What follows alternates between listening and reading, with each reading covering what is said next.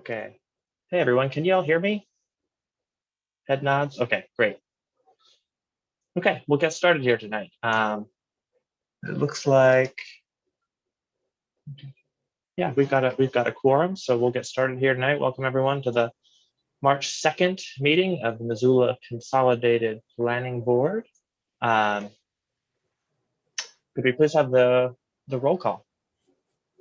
Certainly. Dave Loomis stated he'll be absent. Jim Bichon also has a conflict. Andy Mefford didn't respond. He's not here. Sean McCoy, not in at present. Micah Sewell. Here. Micah Sewell is present. Josh Schrader. Here. Josh Schrader is present. Neva Hassanen. I think we expect her later. Toon Pham. Here. Toon Pham is present. Shane Morrissey. Here. Shane Morrissey is present. Caroline Lauer. Here. Caroline Lauer is present. Vince Caristo. Here. Vince Caristo is present. Sean McCoy. Here. Sean McCoy is present. Mr. Chair, I have, let's see, 5 regular members and 1 alternate. Would you like to appoint Mr. Morrissey as a regular voting member tonight? Yes, please. Thank you.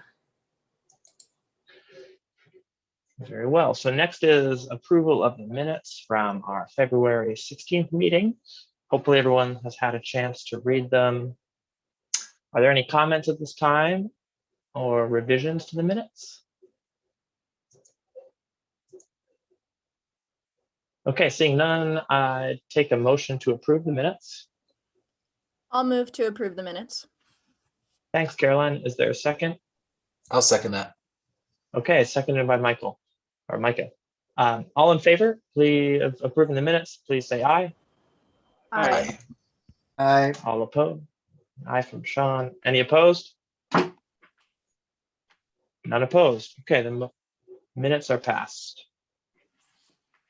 So the next item is public comment on items that are not on our agenda for tonight. So if anyone is viewing the meeting tonight, would like to participate and make a comment on items that are not on the agenda, this would be the time to do so. Thank you, Heather, for putting the instructions up on the screen here.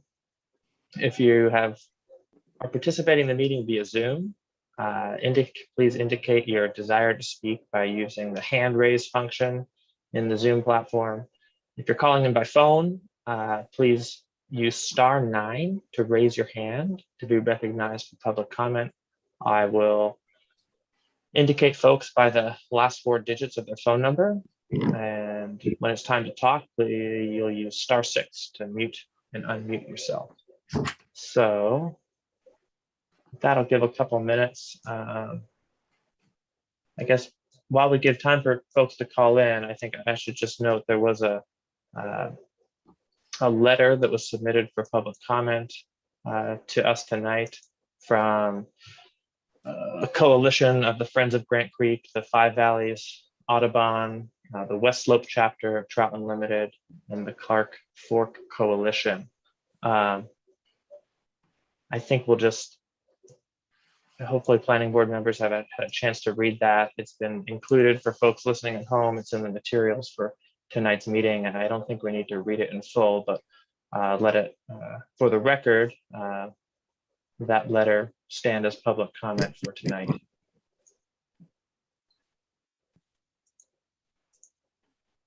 Okay.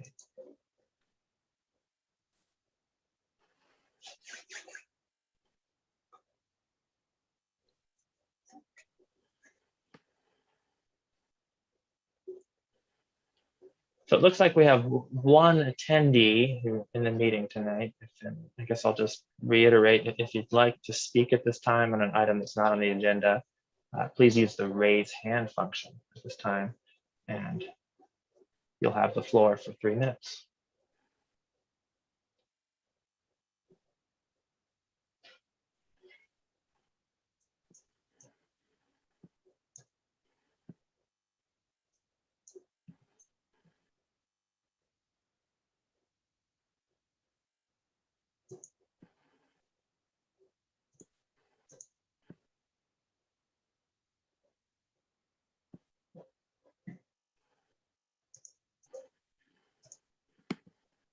Okay.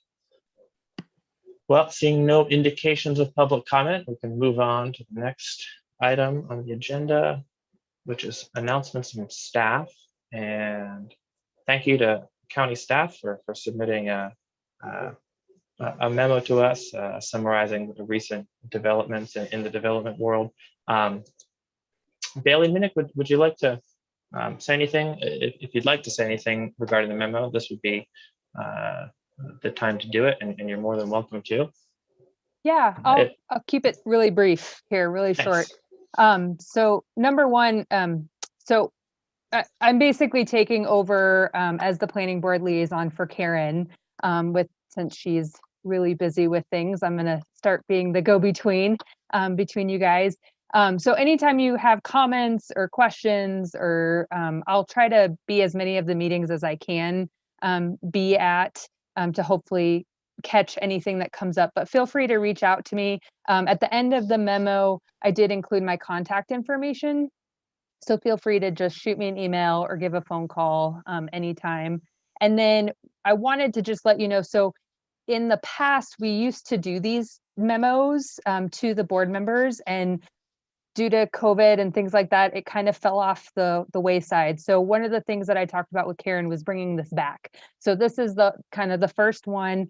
I'm hoping to do them at the first meeting of every month to try to catch up anything that might have happened between, so that there's time for things to go to the commissioners and city council and give you an update. So I took the template from before, but we can always tweak it. So at the beginning is just, the first thing is items that are going to be on the upcoming planning board for the next couple months. So tonight's memo you see has tonight's meeting, as well as the one on March 16th, April 6th, and then April 20th. And I wanted to let you know about the April 20th one, because I know, Neva, you had mentioned having Erin come and present, and we reached out to her, Karen and I, and she is available on the 20th. So we have no public hearings at that time or that date scheduled. So she was able to fit that in. And then there's been some other questions that have come up over past meetings. Yeah, and so we'll fill in, I'll try to hit as many of those as we can. So hopefully if you can attend that meeting, even though there's no public hearings, that should be a good, hopefully Q&A type meeting to go over things. And then the second part, item B, are the governing body actions on past items.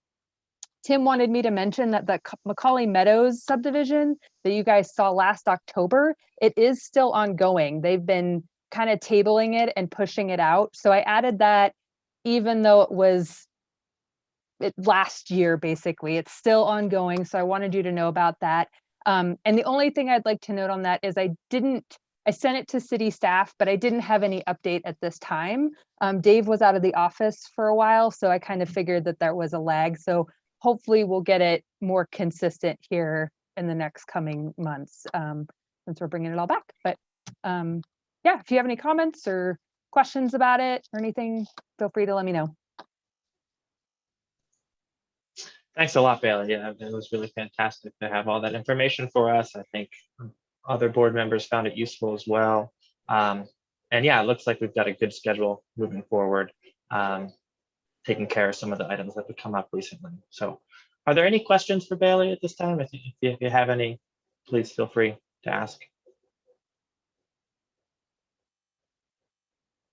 Okay, thanks a lot, Bailey. So moving on, we have no public hearings for tonight, but we do have item 7.1, special presentation, a long-range transportation plan update from Aaron Wilson at the MPO and Jennifer Weiland at Nelson Nygaard. So Aaron and Jennifer, you're there. There you are. The floor is yours. All right, thanks. Well, thank you all for having us here again. I think before we get started on the presentation, since there are maybe a couple of new faces on planning board since the last time we were here, I'll just do a quick introduction of myself and Jennifer.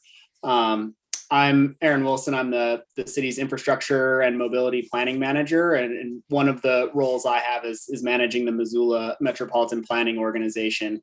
That's the regional transportation planning body for Missoula. It encompasses the city and the urbanized portions of Missoula County.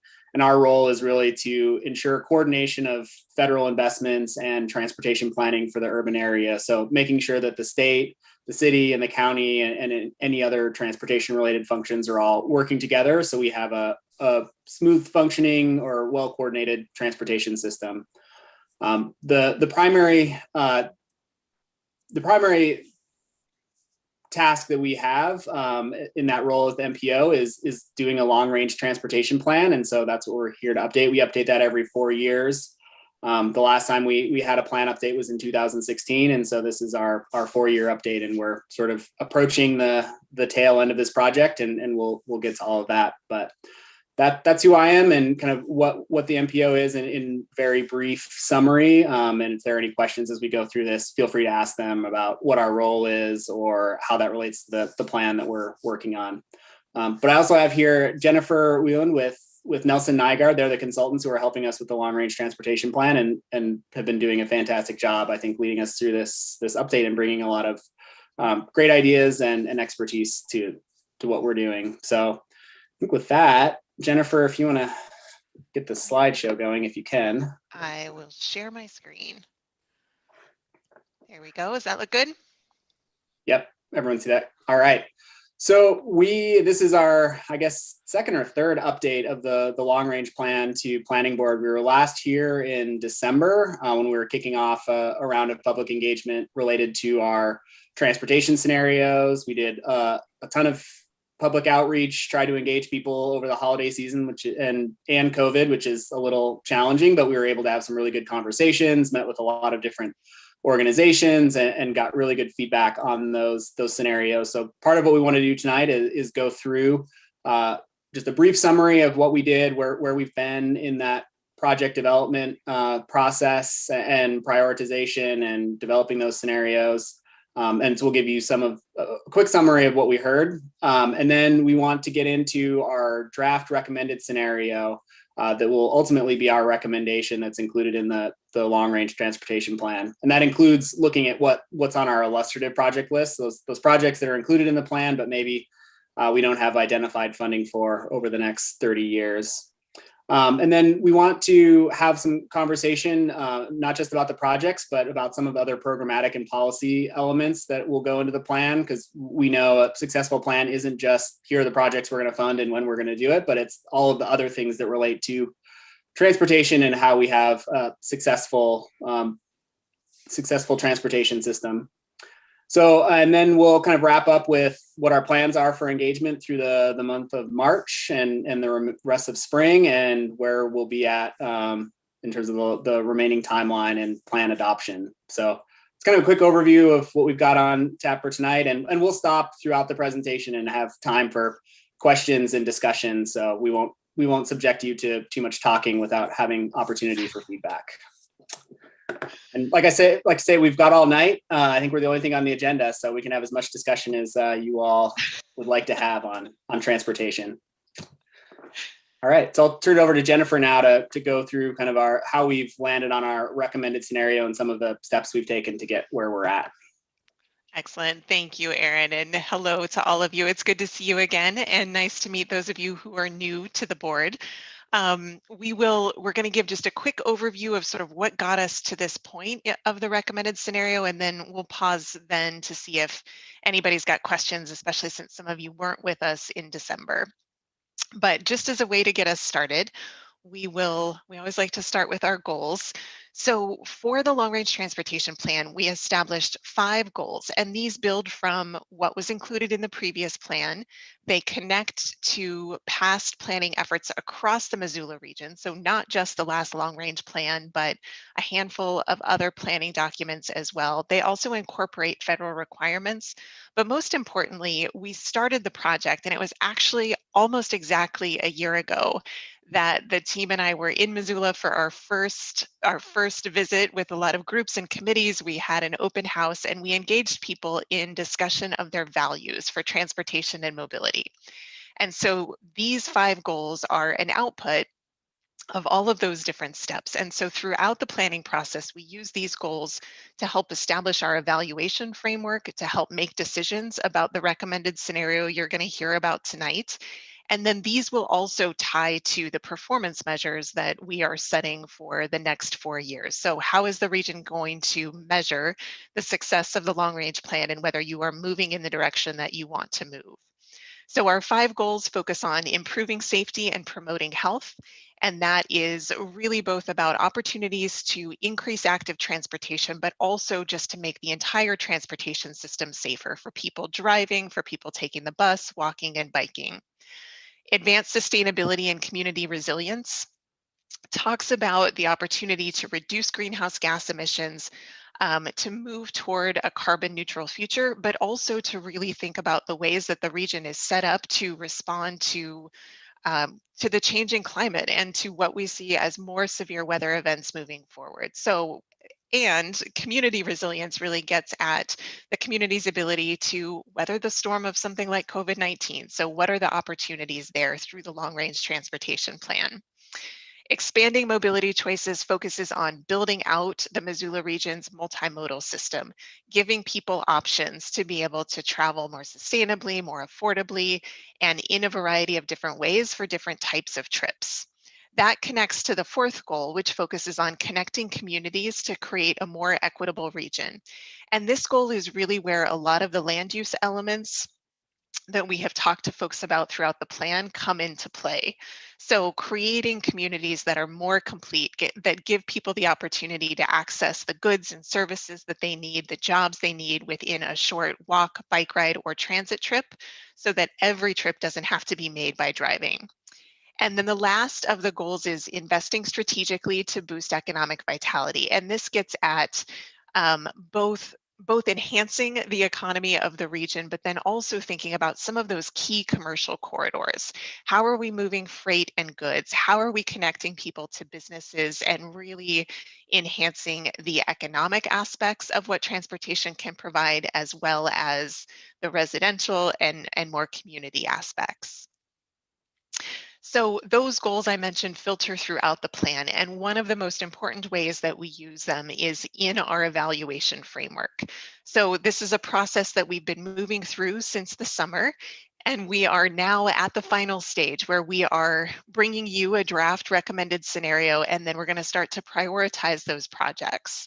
So over the course of the summer, we gathered project and program ideas from people in the community, from past planning documents, and then moved those through the evaluation process, starting with screening, and then moving into scoring them using a handful of criteria that were tied to those 5 goals. When we came to you in December, we shared with you 3 different scenarios, which were combinations of the highest scoring projects. And now we have, again, done a little bit of mixing and matching, and we'll walk through that to get to the draft recommended scenario. So we're coming to the close of using this evaluation framework, but again, it does really all start with the values and goals of the region and how those tie through. So we brought out to the community 3 different transportation scenarios. And again, those are just different combinations of projects that try to advance the goals of the plan in slightly different ways. So the first of those was new connections. And in the new connections scenario, we focused on exactly what the name of the scenario sounds like. So there were some new roadway connections, new trail connections, some important bridges, and then some really big and expensive projects as well. Again, this was focused on how do we expand the system that exists today.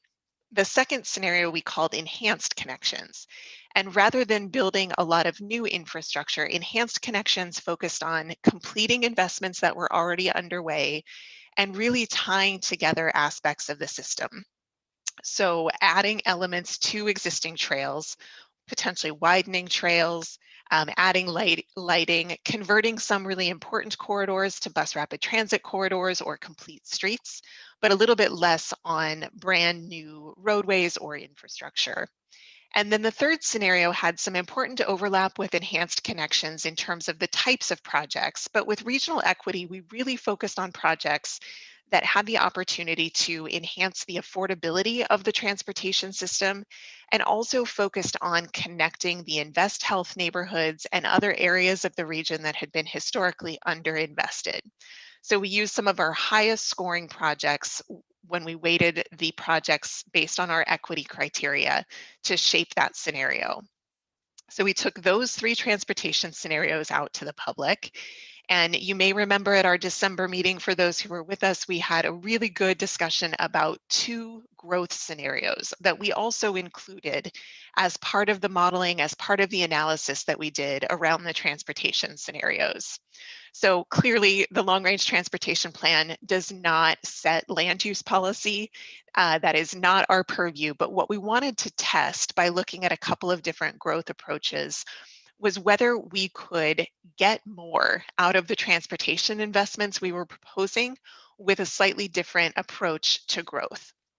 And so again, we used the region's approved growth strategies. We didn't toy around with zoning as we were doing this analysis, but we did look at a model that was one, business as usual, so just continuing growth in the way that it is happening, where capacity allows.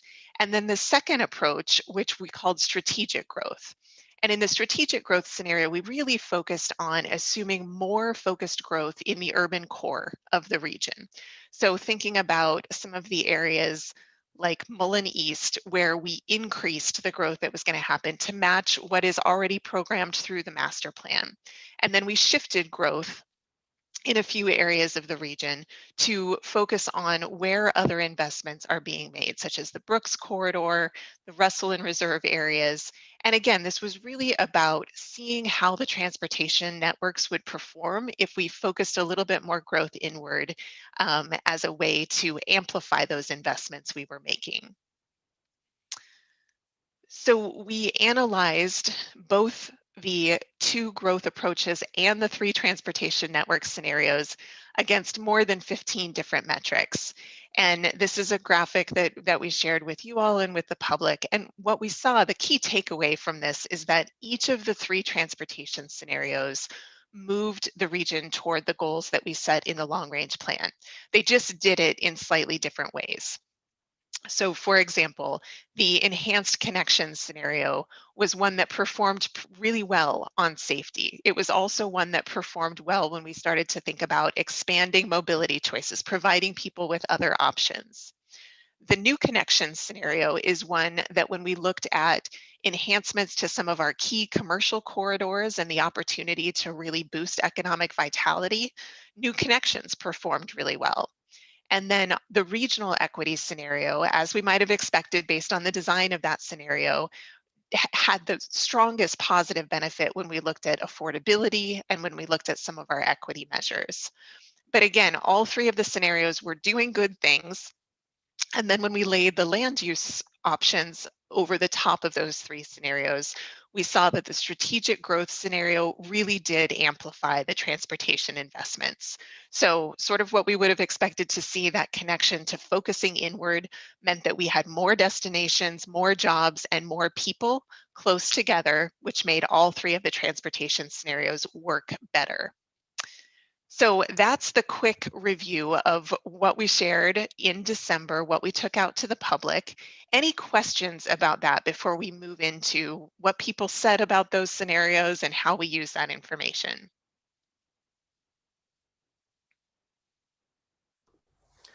Yeah, I just had a quick question, just to step back a little bit. You alluded to it earlier. This is in conjunction with the existing plan. Can you provide maybe a high level timeline of all this work? Meaning, are we still very much in being dictated by the current plan? When do you expect to have these decisions made, and when will we start to see impacts of this new approach? Yeah, the MPO is still using the existing long-range transportation plan and will until this plan is adopted, which we're hoping will happen in June of this year. So at that point, the MPO will have the opportunity to establish an updated transportation improvement program and start to weave in some of the projects. You're not going to see immediate change because the projects, and Aaron, jump in here, but the projects that are already programmed in the transportation improvement program have dollars associated with them, and many of them will be moving forward. Yeah, I would agree with that. You know, the next 3 to 5 years worth of projects, you know, are typically already programmed in a CIP, the capital improvement program, or the transportation improvement program. So there's already sort of funding committed to those projects. And so this plan will likely start to dictate investments in that sort of 5 years and beyond. Although there's always, with funding that comes available or opportunities that come up in the interim that this plan will certainly influence. So, yeah. Erin, anything else that you wanted to add about the scenarios or the evaluation at this point? I don't think so. No. Okay. Anybody else have questions right now before I move on? All right, great. Well, we'll keep going and share a little bit about what we heard from people. So as Erin mentioned, really our meeting with all of you at the beginning of December kicked off a whole bunch of outreach over the course of December and early January. We hosted 5 online open houses. We went to a handful of other open houses, all online. And so those were the community and board meetings that we attended. We also did some direct stakeholder engagement with a variety of different groups around the region, some of the members of our Citizens Advisory Committee, our Technical Advisory Committee, and then really tried to push things out on social media through an online survey, and also provided some printed materials at key locations around the region. So the MPO team printed out some of the maps of the scenarios, other information, and had that available at the food bank and a few other locations to try and reach folks who may not have access to the materials online. So, December is a tough time to do outreach, of course, at any point, and COVID is a tough time to do outreach. So we were pleased with the number of folks who joined us for the different discussions. Each of the groups was, in the neighborhood of, I think we had one that was in the 5 to 8 range and another that was in the 25 person range. So we were able to have really good conversations with people, and then heard from another 50 to 60 people through our online survey. And so have really tried to build in the feedback that we've heard throughout the planning process as we moved into shaping the recommended scenario. So I'll share a little bit of that as we talk about what we've heard from folks. I think if I'm remembering the planning board meeting correctly, I believe that those of you who were on the board at that point expressed support for really thinking about a strategic growth approach, but then also there was a lot of support for the enhanced connections and the regional equity scenario, which was true across all of the outreach that we did. This little graphic is from the online survey, but this same feedback was reflected in all of the meetings and conversations that we had. There was a preference for the enhanced connections and regional equity scenarios, but also a really strong interest in mixing and matching between the scenarios. And so we took all of that to heart as we started developing the recommended scenario. We also asked people about the kinds of projects that they wanted to see, not just the scenario as an entire package, but what specific types of projects were going to do the most for people. And so we heard a lot of support for complete streets projects, and then for active transportation projects, specifically for trails and greenways. And then asked people also about very specific projects, like what corridor is most important to you, what intersection is most important to you. So we did hear a lot from people about the importance of Brook Street, lots of comments about the need for more bus service. And then a lot of interest in thinking about how we're focusing on different demographic groups as well, including older adults, as we moved into the next phases of the project. In addition to what we heard from people in December and January, I mentioned that we went back through the feedback that we've received throughout the planning process.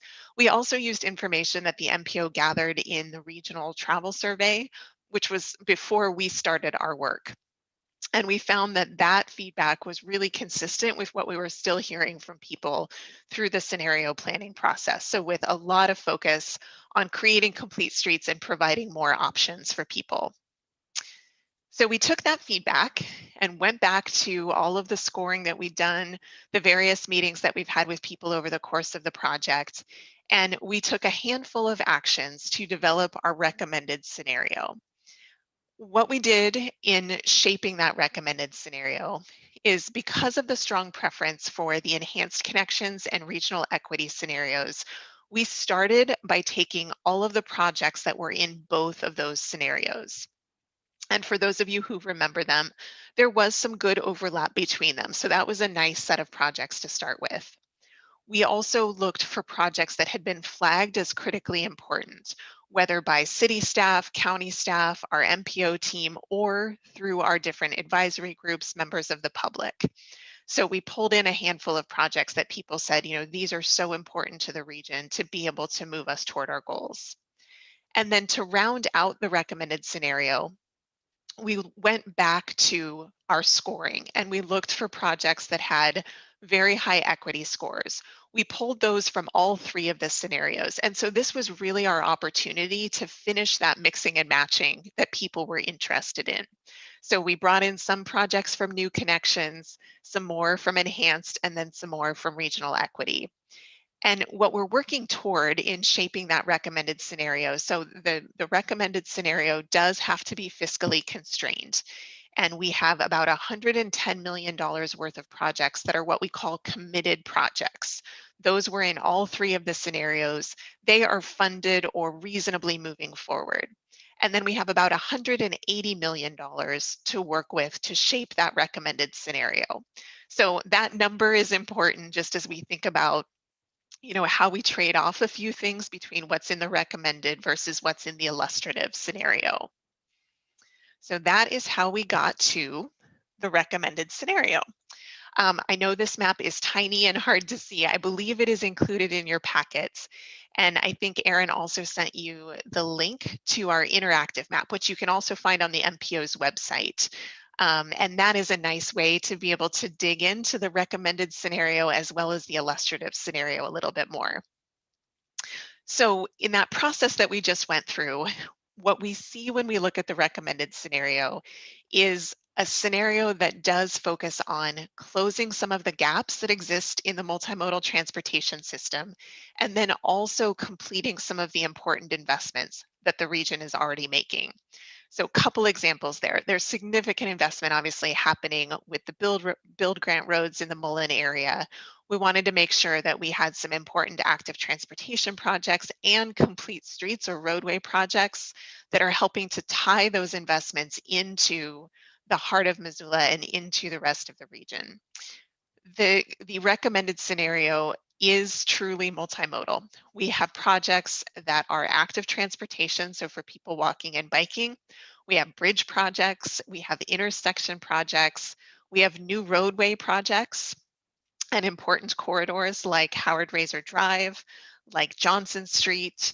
And then we also have, you know, when we think about those new roadway projects, they are both complete streets. So they're making improvements for people using all modes, and then some operational improvements that work for people who are driving, taking the bus, and again, really focusing on people using all modes of transportation. We did, through this recommended scenario, focus on strategic growth, connecting some of the parts of the region that are growing faster, and then also trying to be really cognizant of what folks raised around the importance of affordability, especially as the region continues to grow and the affordability pressures that the region is experiencing. So we do feel like through this scenario, we've been able to tick a lot of the boxes in terms of what we heard from folks.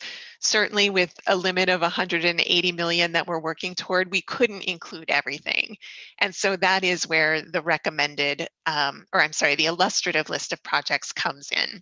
So we can talk about that here in just a second. I think maybe the other note I would make on the recommended scenario before we leave it is that in addition to a lot of projects that do focus on the core, focus on some of the areas where growth is happening the fastest, we did also identify some key opportunities for some of the regional connections. The Highway 200 project is, of course, a really important one of those. But then also thinking about the I-90 trail and opportunities to connect further out in the region in a lot of different ways. So that's the recommended scenario. And then again, beyond the fiscal constraint, we do have a long list of other projects that we're calling the illustrative projects. As Aaron mentioned, the importance of the illustrative project list is that we want the flexibility to be able to seize opportunities. So what the illustrative list gives us the ability to do is to potentially move projects between illustrative and recommended based on emerging opportunities. Maybe there is a development happening in a particular part of the region, and we've got the opportunity to advance one of these projects and have it partially funded by the development, for example. So the illustrative projects are, I mean, they're all types. You can see we've got safety projects, bridge projects, roadway and active transportation projects on here as well. There are some big ones that we just couldn't fit within the recommended scenario. So one of those is a new I-90 interchange. The Riverfront Triangle non-motorized bridge is another example of one that we have included on the illustrative list, with the idea that that's something that maybe private development could help contribute to in the future. So lots of different projects to talk about here. But again, you can see all of these on the interactive map as well. So what Erin and I thought might be a nice way to engage you in thinking about this without having to dig into hundreds and hundreds of projects is to start by focusing on an area where there is a lot of activity. I feel like every time I click on on a link to a news story in Missoula, there is another story about something happening in the North Reserve Scott Street area, and then certainly everything that's happening in the Mullen area. So Erin, I'll turn it over to you to sort of tee up some questions for the group. Yeah, and so just kind of briefly in this area, we wanted to focus on this in part because Jennifer said there's a lot of growth and a lot of activity happening in this area, and so there's been a lot of focus on it, and we want to make sure that we have the right projects and the right investments within the constraints that we have, knowing that there's probably a lot of uncertainty in terms of what happens over the next 10 years, let alone the next 30. But we made some decisions on what seemed the most appropriate to provide benefit to these areas that are growing and try to figure out how we accommodate that growth.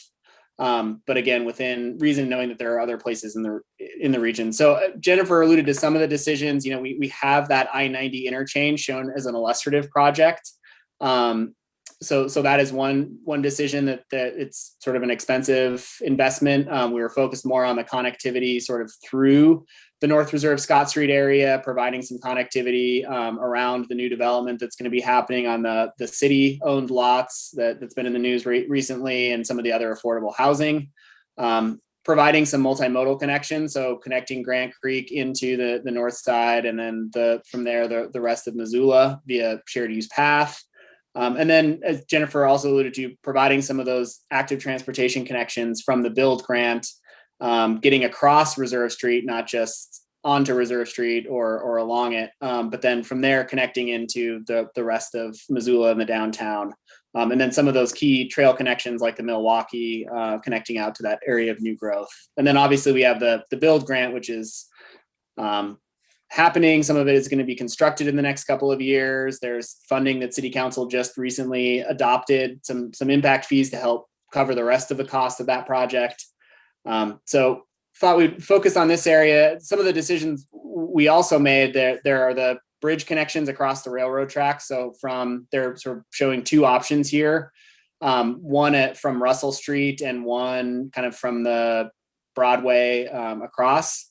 Those projects, we've struggled with those. They would be really great connectivity, but they're really expensive. They would take up over half of what we think is available discretionary funding over the next 30 years. So, looking at this map, just at the connectivity of even the illustrative and recommended projects would be really great to achieve all of that, but they're really expensive to build. So we focus more on the Howard Razor, Complete Street, shared use path, some of the active transportation, and then knowing that transit might also be a really important component to making that transportation system work in this area. So I think, it's an area to focus, maybe get your feedback on some of the trade-offs that are here, whether these seem like the right kinds of investments in the recommended, or, maybe we're missing something, or are there other decisions that we should make given what you've heard from development or what you're seeing happening in this area?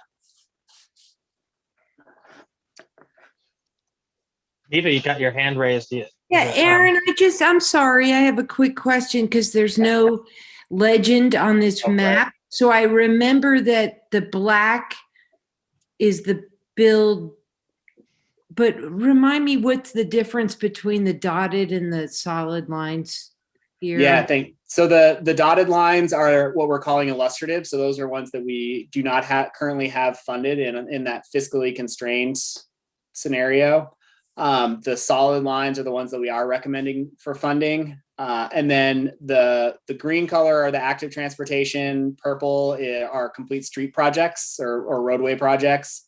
And then the orange, which are primarily the point features, those are safety improvements. So a lot of those are intersection safety to address something, a safety issue or other component at those specific locations. Thank you. Yeah.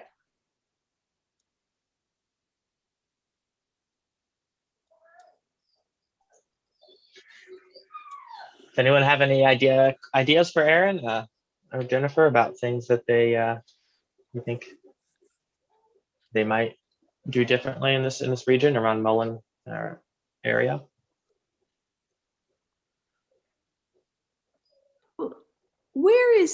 Where is Grant Creek on this map? I'm sorry, I'm having trouble seeing it.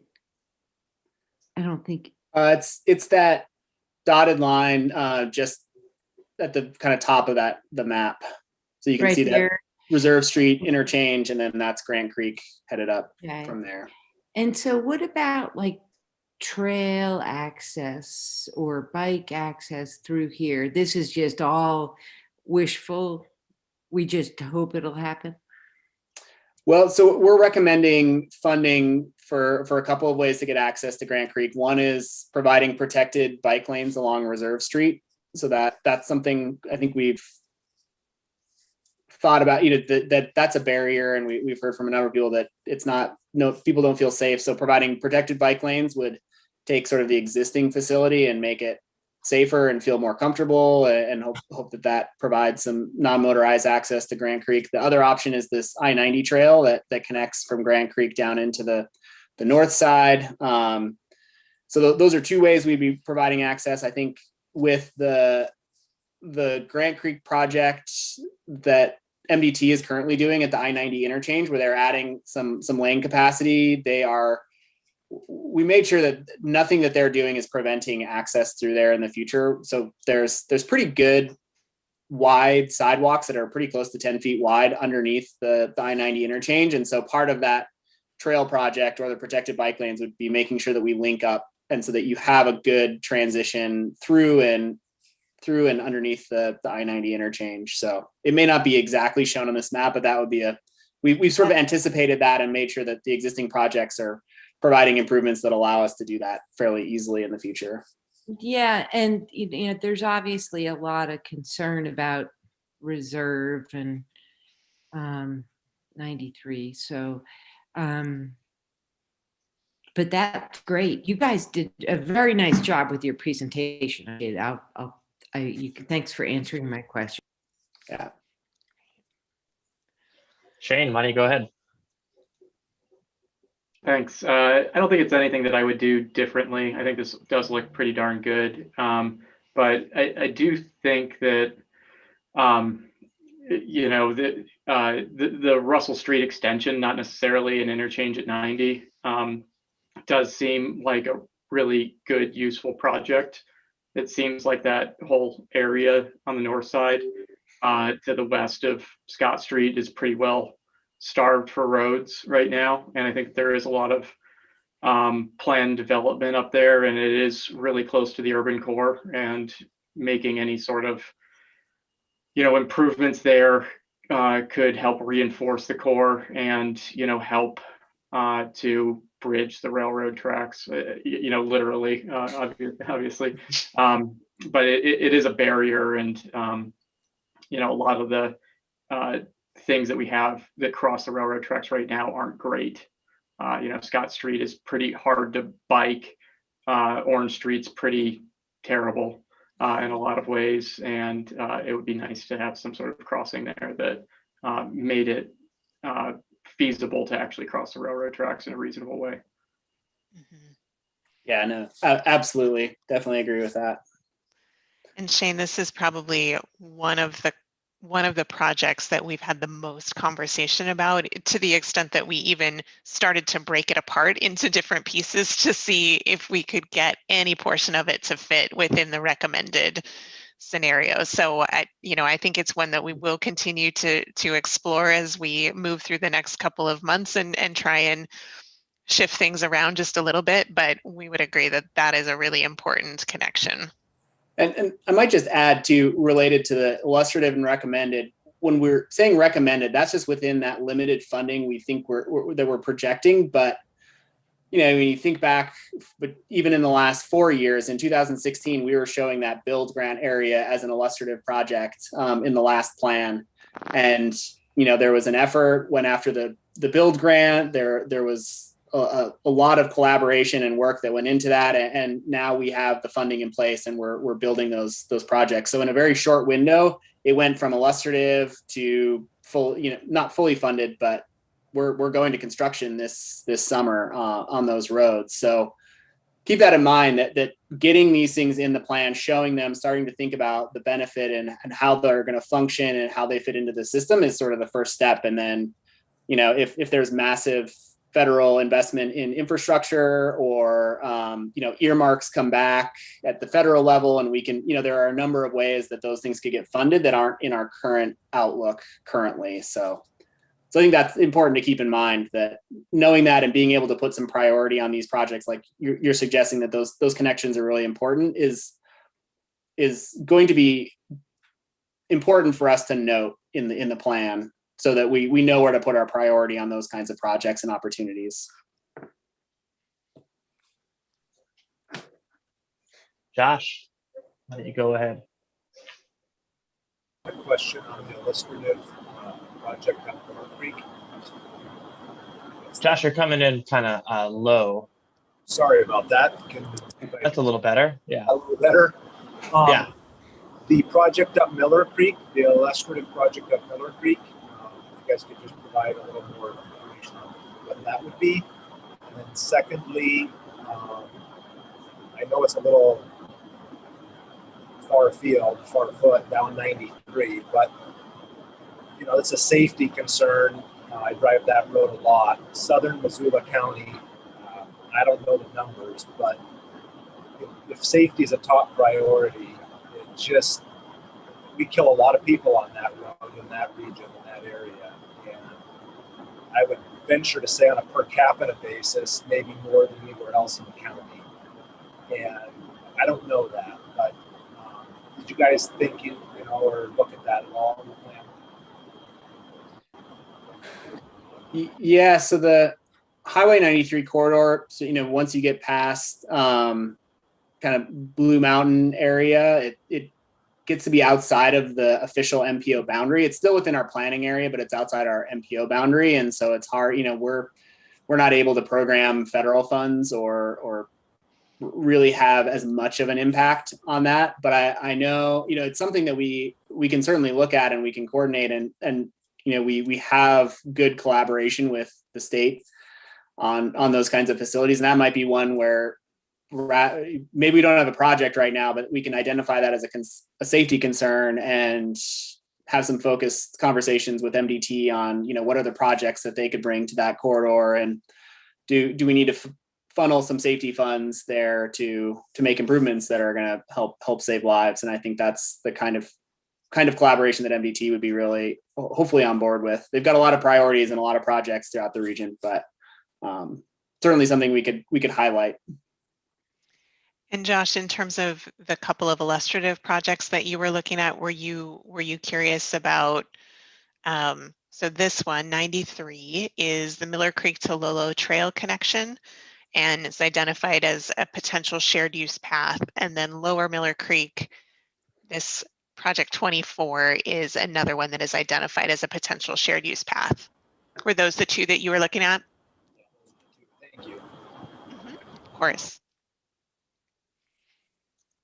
And Miller Creek, I will say, is another area where we had some really good conversations, and just it's another one of those areas that's really challenging, that there's going to be some continued growth up there, but they're just, there's no clear opportunities for creating an expanded grid, that you have Lower Miller Creek and not a lot of other options. It's pretty constrained in terms of how you can make those connections. So you're giving people alternate routes, and there's sort of limits on how much we can expand Miller Creek. We don't want to turn that into a 6-lane highway through residential neighborhoods. Not going to increase safety. It's going to create more problems than it probably solves. So that's an area that I don't know that we have all of the answers to, but it's somewhere that we've identified that probably warrants some continued focus, and in these interim 4 years, or maybe even in this plan, highlighting that as it's a challenge, and we've got to figure out a way to safely get people in and out of Miller Creek in the now and in the future. So, Aaron, to follow up on the first part of Josh's question is, does the state have a separate pot of money to address safety issues on roadways that aren't in the urbanized area? Yeah, there's a number of ways that safety can get addressed. The clearest is the Highway Safety Improvement Program. It's a federal pot of money that's dedicated specifically to safety improvements. And the way the state manages that, both inside the urbanized area and outside, is on a statewide basis. And so they look at cost and benefit ratios is primarily the way. I mean, there's kind of a formula it goes through, but they look at what are the crashes, what types of crashes are happening, what's contributing to that, what are the potential solutions, and then they look at the cost of that solution versus the benefit in reduced crashes and costs associated with a crash. And then they start at the sort of highest cost benefit projects statewide and work their way down. And so the first step is usually getting a project nominated, getting them to look at a specific project. And so then they'll look at the crash data, they'll look at the crash trends, what potential solutions exist, and then kind of put it into that system. And then it goes into the queue.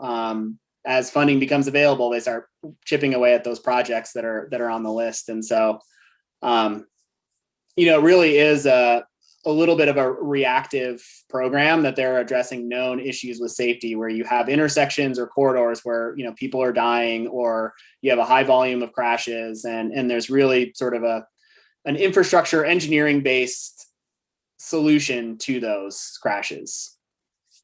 So that's the primary way, one of the primary ways safety is addressed. Then there are other, some of the other federal funding sources like national highways or other federal funding sources that could be dedicated to a safety project, but those have competing, they're competing across the entire district, Missoula district, which goes from Libby all the way down to Ravalli County. And so there's all of the transportation needs and not a lot of money. So.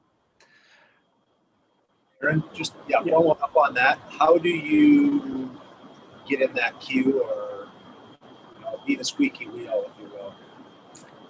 That's a good question. You can reach out to the MDT district office and get in touch with them. You could also reach out to us at the MPO, so you could send me an email and we could get that on MDT's radar and start the conversation with them on what's the potential scope of that project. They might start looking at the crash trends, but I think getting the public to sort of, if you or other folks wanted to send comments our way, we can get that conversation started. Maybe we can. And Josh, go ahead, Neva, please. Well, I'm sorry. Maybe that's something we can discuss after this. And maybe we should send a message or something to that effect from the planning board. I'm very concerned as well as you, Josh. I mean, and the community and is losing people, and we have that Alexandra Estates coming online, and that's just gonna. And they don't have. They're trying to now get around a condition. Well, I'm sorry, I shouldn't go into this, but around the jug handle and access. All these more and more people are going to be coming online or onto the highway there. And I think we've really got to address that, because it's just a major safety concerned. So I would support the planning board doing something if we can talk about that. Yeah, And let's talk about this at the later part of the meeting. I think there's some different things we could do as a board. If we do have a seat on the MPO, Shane has been filling this year, and so there's these sorts of issues are welcome in a lot of ways, from the planning board to the transportation board. So it's a great idea. Aaron, were you going to add something there? I was just going to say, MDT is often willing to do presentations on safety and sort of walk you through their process and how they identify those projects and evaluate them. And might be worth invite, especially if there are development concerns and it relates to the work that you do, other work you do. It might be beneficial just to have MDT do kind of a special presentation on that, or any specific issues that you might want them to address. Great. Toon. Yeah, so Aaron, you alluded to this in talking about kind of there's existing limitations as far as like increasing the grids in certain areas, and I'm just curious, if the priority is a kind of the enhanced connection, you're finishing, doing existing projects and kind of staying within the existing grid, is that going to present problems as we see pretty anticipated growth in areas like, the Grand Creek, that, traffic access was the number one reason why, or was a big part of why that expansion was denied. And, Miller Creek, kind of a single road in and out. And so I'm just curious I guess what I'm getting at is that I'm worried that as we talk about a lot of these projects from a land use perspective, traffic seems to be a trailing issue, meaning like we know it's going to be a problem, but if all we can do is work within the existing streets and maybe widen them, then are we really going to solve the problem, or is it just going to make it worse?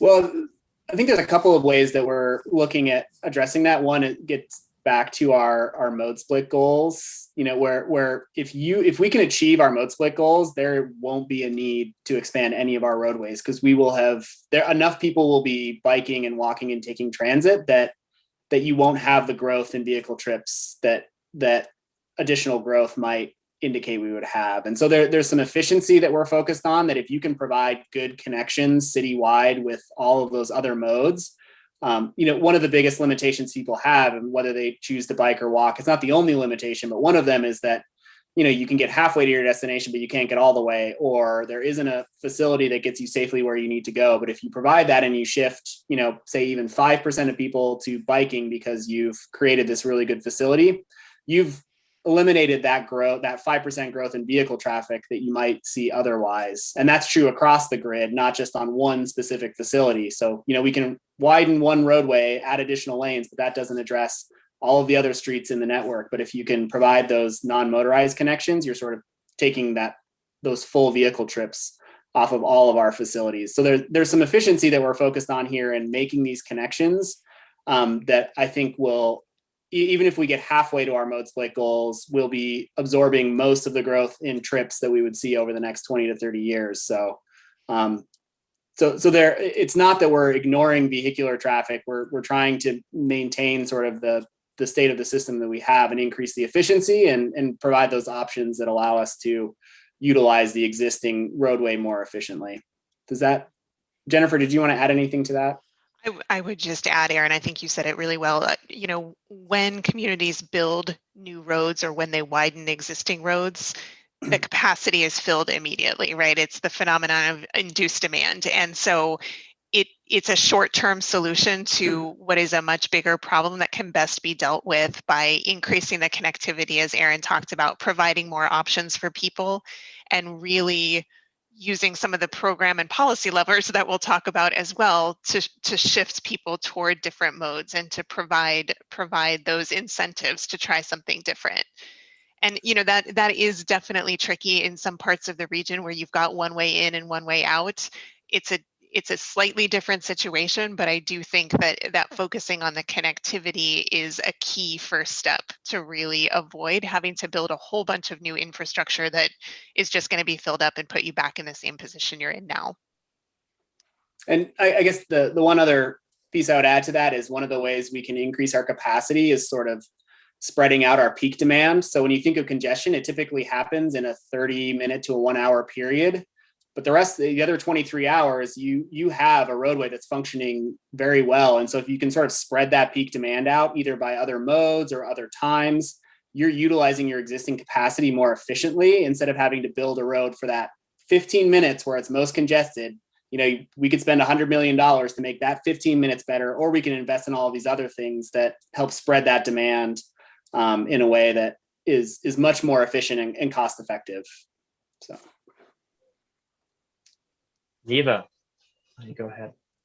Well, hey, first I'd like to say thanks to Jennifer and Aaron. You guys are amazing, and you do really a beautiful job presenting, and the work you do, I just, it gives me a lot of confidence, and you explain it really well. So my question is kind of similar to Tung's, which is, if you were on the planning board and you were confronted with sudden proposals to, say, double the amount of units that are zoned in an area, right? And we're at one of the criteria, as we talked about, is for us to consider transportation.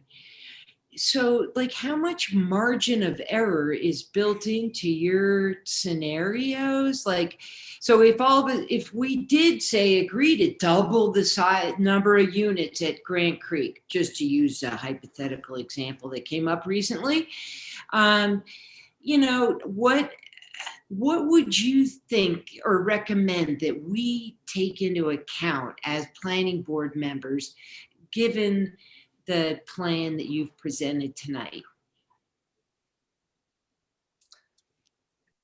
That's a Go really ahead, good Aaron. That is a really good question. Yeah, I don't know if I have a really good off the cuff answer for that, other than I guess thinking about the work that we've done, you know, we did that analysis of growth. So the more we can concentrate growth in areas that already have existing infrastructure, the more benefit we get out of our transportation investments. And so I think that's one aspect that hopefully we can take away from this plan is that we can be more efficient in a number of ways, that there are these cascading benefits of focusing our growth further, you know, not necessarily everything going downtown, but just sort of in the kind of what we think of as the core of Missoula, or areas where we have a lot of capacity and existing infrastructure. So I think that maybe is one piece of information that is useful. The other is that, you know, when you get that kind of development, sometimes it leads to, you know, it can shift sort of where the priorities are, because if it's happening in one place and we thought it would be in another, you know, this plan doesn't say we have to do these projects in this order. We can shift and say, we really need to get this one piece of infrastructure in because of all of this development. So I think those are I guess, my two off the cuff answers. Mm-hmm. Jennifer, maybe you have other thoughts that.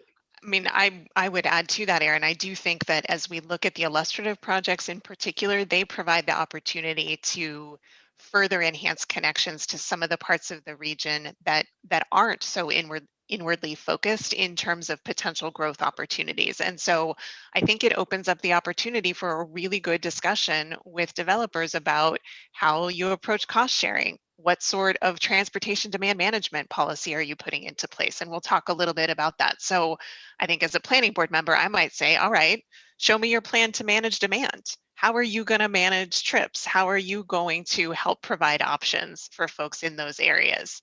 And, you know, that's easy for me to say sitting here in my home office. And I know a lot harder when you're having to review these proposals. But I do think that the expectation needs to be that private development is helping to fund this system. It is not realistic to assume that we're going to get the infrastructure that the region needs over the next 30 years purely with federal and state funding sources, let alone local. Thank you both. Those very useful. Shane.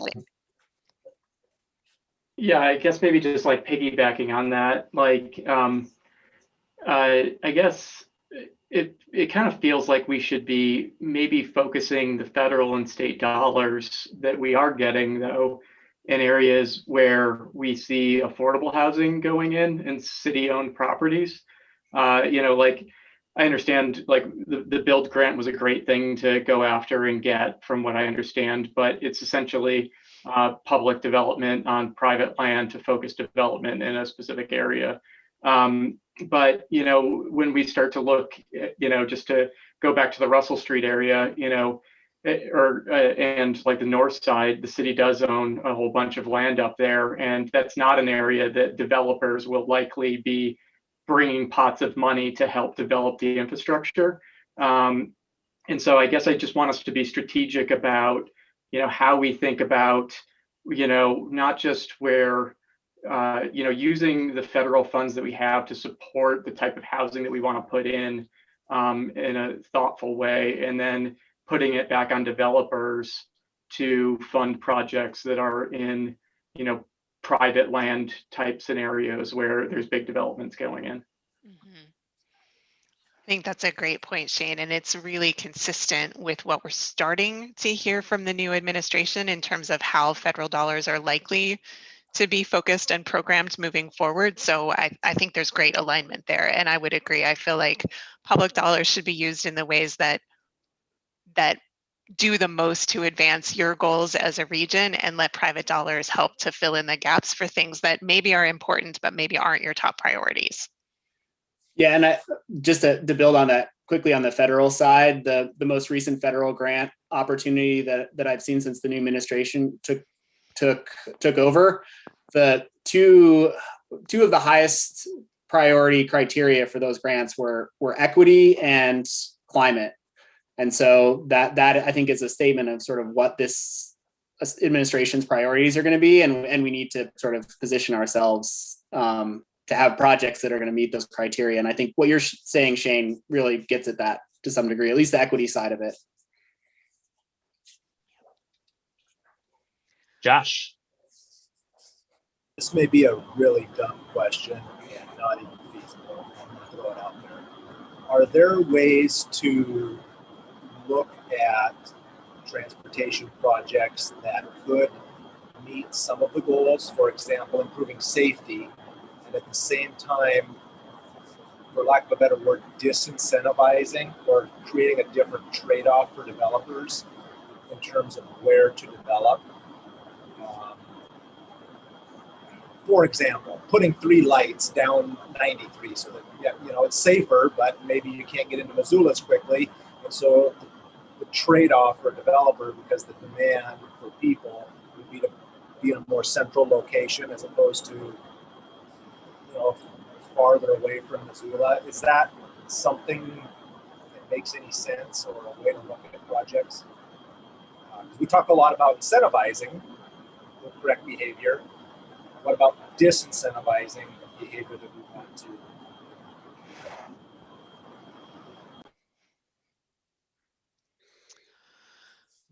It's an interesting question, Josh. I feel like there are a handful of things that you could do in terms of adding requirements for infrastructure investment, other things on the land use side to disincentivize in certain areas. I feel like through the long range transportation plan, part of what we're saying with the recommended scenario is that we are showing you where we think investments should be made first. And so that is maybe not disincentivizing, but it is pointing in a direction, which I think is what the long range transportation plan can do. And then on the land use side, I do think there are more things that can be done to disincentivize development in areas where you don't want it. But Aaron, you could probably talk more about how far you think we could go in the long range plan on that front. Probably, I don't know that would be our role. I think what we're trying to do is maximize our investments to support the sort of the proactive policies. And I think, it's sort of maybe up to the city more to disincentivize. I think there's a lot of risk in disincentivizing, doing that kind of infrastructure investment that has some really long-term staying, but it's hard to sort of reverse those things or change them. And if you make the wrong disincentivizing decision, I think that can be, may not have a positive effect that we're looking for. Thank you. Yeah. Well, maybe we've got some additional presentation, so maybe we can continue on, and we've got some another round of discussion that I think will be helpful to have. So we wanted to shift into more the programs and policies side of this, not necessarily project specific, because there's a lot to implementing our long range plan that is not necessarily investing in specific transportation projects. And before we roll into that, we wanted to talk just a little bit about funding. We've had some conversations about this already, and so I think hopefully this is reasonably familiar, but I think it's helpful context both for our recommended project list and then as we think about the programmatic side and trying to do more with less. So as Jennifer mentioned, we have kind of a mix of federal and state and local funds that we're looking at in this long range transportation plan. We have projected revenues out to 2050 of about $1.35 billion. Excuse me. And that is, again, a combination of federal, state, and local. And it may seem like a lot, but when you think a project like Russell Street costs close to $100 million, it's just not that much money. This also includes things like maintenance. So maintenance is about 26% of the funding that we would project out in that $1.3 billion. It also includes transit funding, is about a third of that. And transit's a little bit unique because unlike other kinds of investments, it includes the full operating, capital, maintenance, sort of everything, including vehicle purchases, drivers, all of those expenses are wrapped up in that transit cost. What you're not seeing on the cap sort of vehicular or pedestrian or bicycle side of things are sort of the individual household vehicle costs and things like that are part of that transportation system, but just not reflected here because it's funded differently. In that funding, about 50% of that is federal. Looking out over those 30 years, as Jennifer mentioned, we have about $181 million of that $1.35 billion that we consider discretionary, that are decisions the MPO can make or the city or the county can make on funding to invest in specific projects. So a lot of money, but a lot of that money is dedicated to specific things like roadway maintenance or transit operations and capital purchases. And so when we start to look at the specific funding sources in that discretionary, I think what we wanted to show in this is just where those funds are coming from and the fact that of these funding sources, only about 46 or 47 million of that is coming from federal. So this is true. It's kind of been a trend over the last several decades, and I think it's true nationwide that federal funding is not keeping up with need and demand. And so where you're finding investments increasingly, it is coming down to the local level and trying to be creative and thinking about local funding sources to be able to do our local priorities. And so we've got a number of different federal sources we can look at, but then we also have things like the city gas tax, the impact fees, county gas tax, and then our TIF districts, those urban and rural districts. We estimate, based on the last 5 to 10 years worth of investments, that over the next 30 years we'll have over $30 million worth of investments potentially from those urban and rural districts. So it's a really important funding source and tool for doing these kinds of public infrastructure improvements. So just wanted to highlight in this as a brief overview that the burden in transportation investments really is sort of shifting to local government, and that has been a trend for a number of years now. So those TIF district funds, those would be restricted though, right? To apply to those areas. Okay. Yep, those would be investments just in those urban renewal districts. Correct. So another place where we would love some feedback from you all this evening is something that we've started to talk about through the course of our conversation. So the long range plan obviously has a big focus on projects, both new investments and then also maintenance, but also has an opportunity to be clear about the types of programs and policies. So the non-infrastructure supports that are really important for the region's transportation system, and especially when we talk about the mode split goals that have been established for the region. They are ambitious. We did not change those mode split goals as part of this update to the long-range plan, but being able to do things to incentivize, to disincentivize, and to provide new ways for people to think about the connection between transportation and land use, different types of transportation options, is an important way that we can help those infrastructure investments do more. And so we've got a very long list of programs and policies that we're starting to explore and that we likely will include in the final plan. Some of them do focus on access improvements, others focus more on safety, so something like Safe Routes to School program, but for different groups.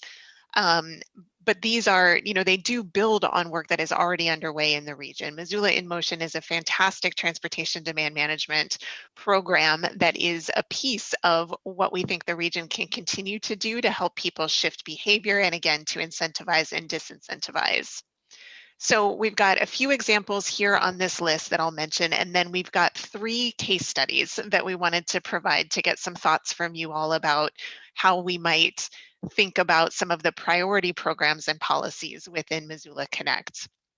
So we'll talk in just a second about transportation demand management program and policy updates. We alluded to this as we were answering Neva's question earlier and just really started to think about the ways that we incentivize and disincentivize travel. We'll also talk a little bit about street types and design standards, building on some of the work that is already underway in the region. And then I did mention things like a Safe Routes program. So other communities have invested in a Safe Routes to Transit program that focuses on investments in programs and policies that help people connect to transit stops and stations. Other communities have looked at safe routes for seniors. So again, really focusing on older adults and the ways that their transportation needs can be met differently. We do have, as part of the long range plan, an emerging mobility playbook that sort of sets the principles for how the region might think about new mobility options, whether that is things like electric scooters, how we approach autonomous vehicles in the future. So we'll give you an example of the way that Baltimore, Maryland is incorporating some of the new mobility principles when they think about new development as well.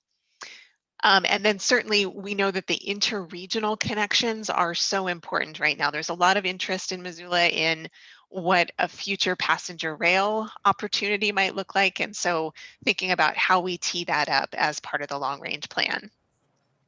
So we'll give you a couple examples here, and then we can talk a little bit about what you feel would be the most useful from a planning board standpoint. So I mentioned the opportunity for street types and design standards, and certainly you have been, I think many of you, engaged in thinking about design standards and thinking about form-based code and other opportunities, especially in the Mullen area.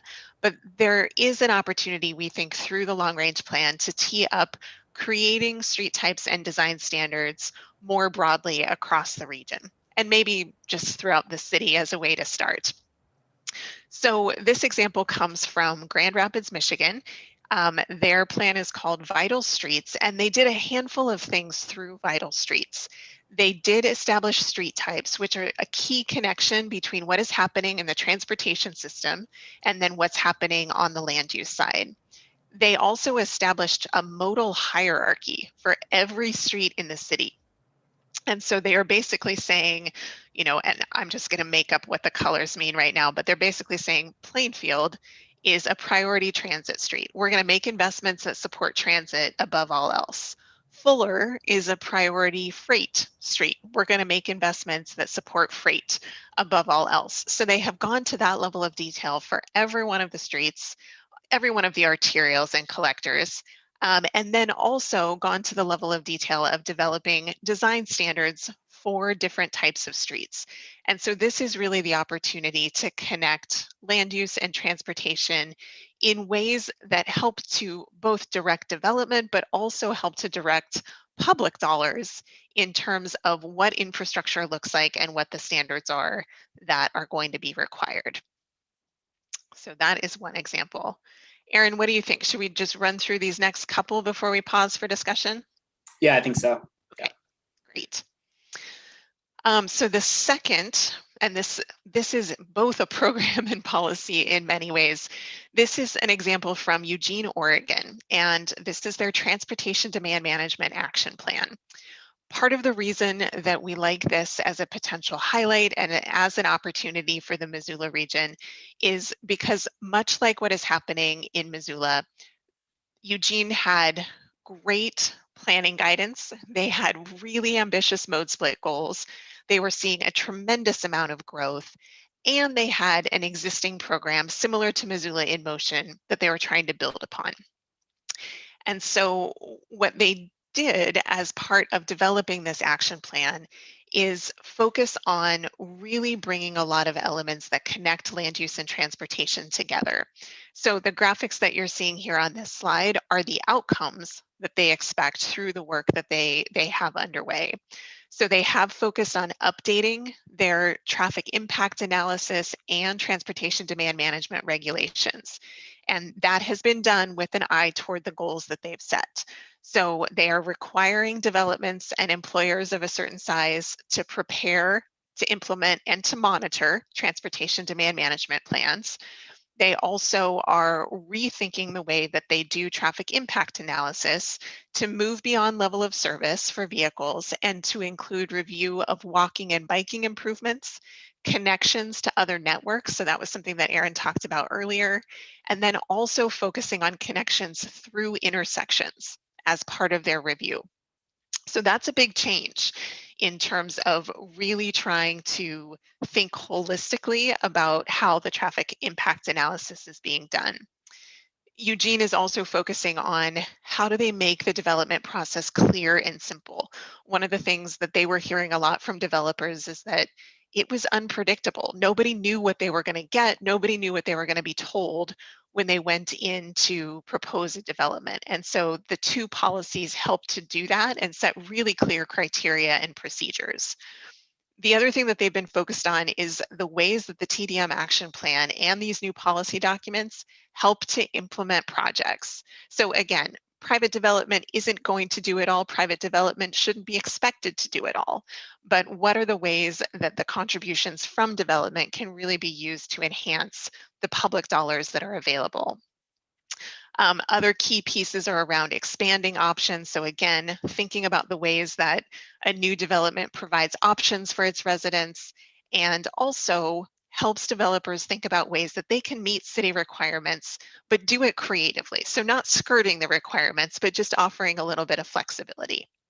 So we think this is an interesting program and policy spotlight for the region to, again, build on a lot of what you've already done. And then the last example I'll give is from Baltimore, Maryland. And so this is sort of that connection to new and emerging mobility and development review. And part of the reason that we wanted to feature this is because as part of updating their development guidebook, which was last updated in 2012, I think, the city started really thinking about the ways that the development review process in particular could consider new mobility services. And they were doing that by thinking about the ways that curb space is used, how the right-of-way is allocated, new requirements for pickup and drop-off zones, but really, again, articulating the principles that matter so that developers knew what to expect and could really start to plan for the ways that mobility and transportation might shift as they were proposing new options. So this is something that would be more appropriate for, you know, the core of Missoula, downtown, some of the more urban parts of the region, but could really be worth thinking about in terms of positioning and setting that framework for mobility providers to work within. So, okay, with that, we'll pause. Any thoughts about those three examples or other programs or policies that you would really like to see in the long range plan?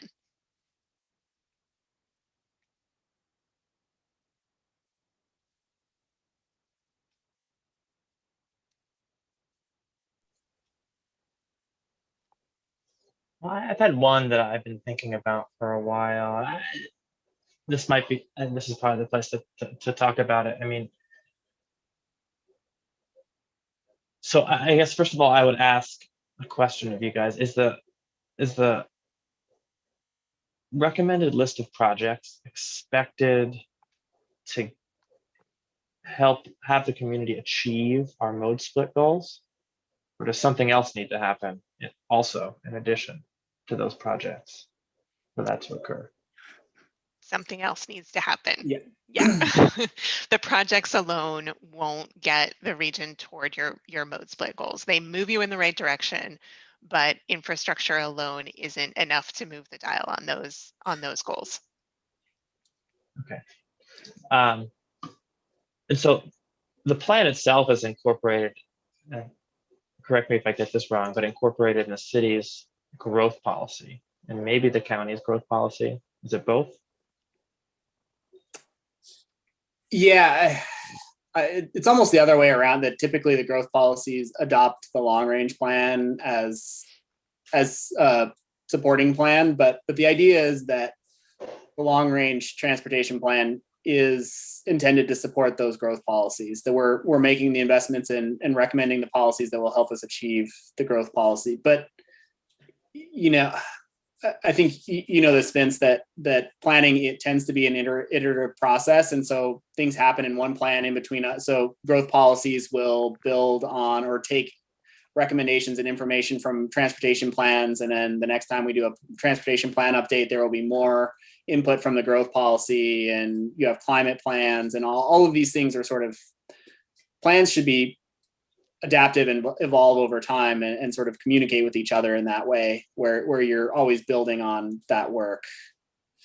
At least that's sort of my perspective. And so the long range plan should be helping to implement the growth policies, but also maybe making recommendations on additional steps that we need to do to achieve our transportation goals, if that makes sense.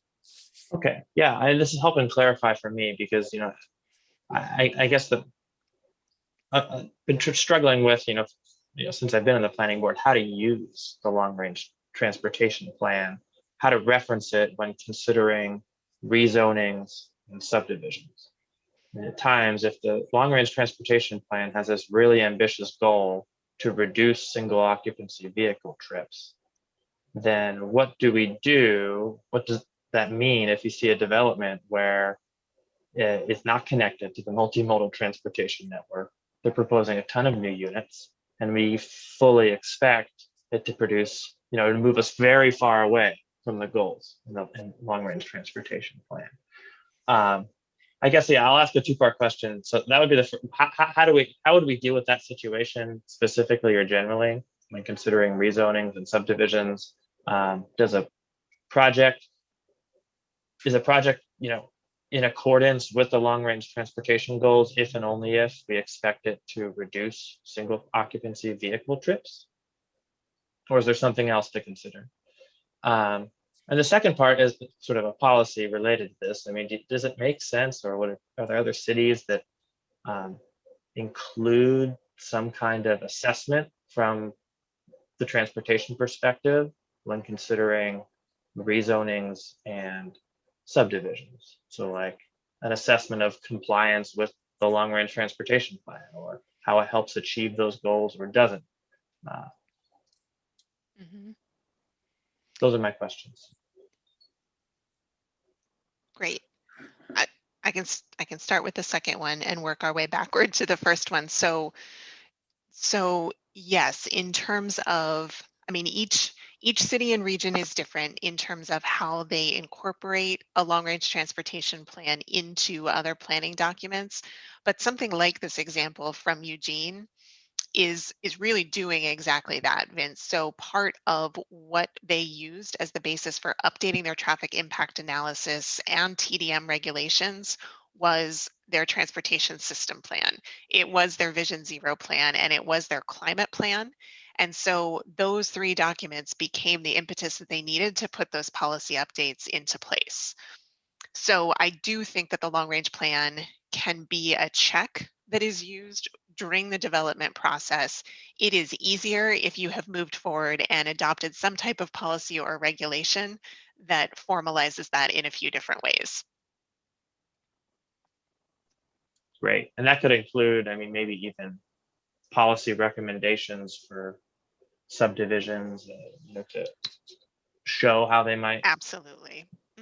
encourage or expect multimodal transportation to and from the development. Yeah, absolutely. It doesn't have to be on a single development basis. It could be on, it could be on a sub area basis. It could be in a district we sometimes see as well. So there are a lot of opportunities to do that, and it has been done in a variety of places. Aaron, sorry, did you want to add something there? I don't think so. Other than, there are a lot of potential goals you could have with development. I mean, we have affordable housing goals and a real distinct need for that in the region. And there may be a project that doesn't make much progress on our mode split goals, but does significantly impact our housing affordability. And so I think there's always a balance of, which goals are you trying to maximize and how well does a project do that? And then there are things like property rights and entitlements and other things that go into those decisions. So it's not like you could look at the transportation plan and it will tell you whether you should approve or deny a project, but it might give you guidance on how well it's meeting the plans, or maybe there are, ideally, if you have these policies in place that say, like we have this TDM policy and you need to do X, Y, or Z, and how are you going to do that? And then the transportation plan is hopefully what gives us the policy level to help implement those things. Great, thanks for that, Aaron. Yeah, I mean, clearly the transportation goals in the plan are one of many, many goals in a growth policy. Right. So it's just one element of considering it. But yeah, that's helpful. So thank you. And then I think the only other piece is that you can have, our goals are for the region. And so you could have projects helping to achieve that in different ways. So you might have a urban core project that, you're going to achieve a mode split drive alone rate of 0, say, in a ideal world. And then you have a more of a greenfield project that maybe has a lot less or higher single occupancy vehicle trips, and those two balance each other out to some degree. So it's always trying to balance, I think, across the region and just making sure we're moving towards the goal, and looking at all those development projects sort of as a whole and how well we're doing, and not necessarily each individual. You have to review each individual one, but then there's that cumulative impact that I think is important to keep in mind.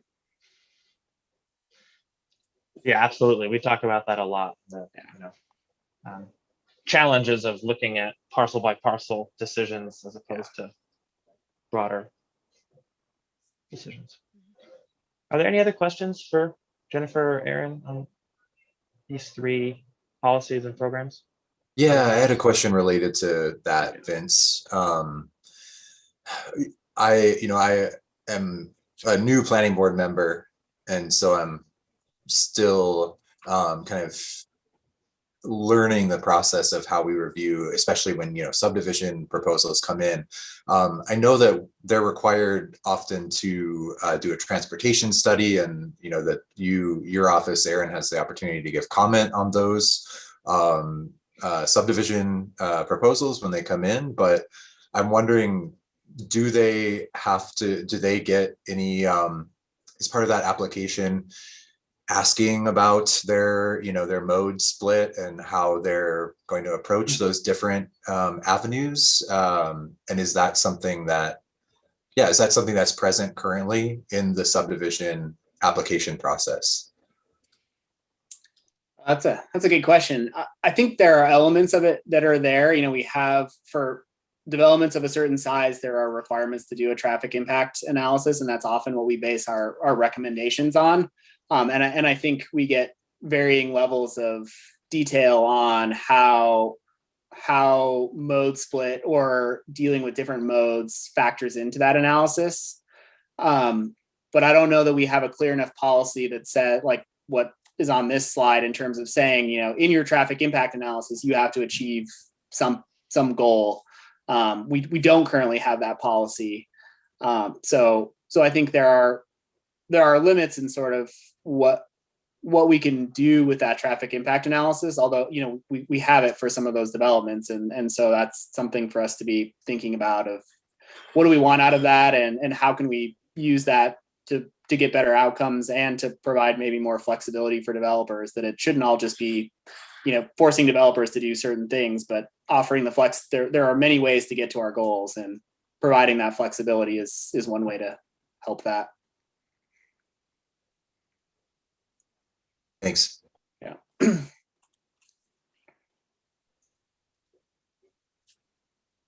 All right, well, we've been going for a while, so we can wrap up with next steps, and certainly would welcome any more thoughts that you all have. So with tonight's discussion, or maybe it was yesterday, we are kicking off what is our last round of engagement before we have a draft plan that's ready for public review. So we are going to be sharing the information that we've shared with you tonight in a handful of different ways. We have recently updated our website to include this draft recommended scenario and the illustrative project list. Again, folks can go to missoulaMPO.com. You can explore the interactive map, and you can also take a closer look at static maps and project lists to see what's included. We have a pretty quick and simple online survey that asks people for a bit of feedback about the recommended scenario. Also invites people to tell us the types of programs and policies that are most important. And then there's a quick question around how you would spend the dollars that you have available. So gauging how people want to see these investments made.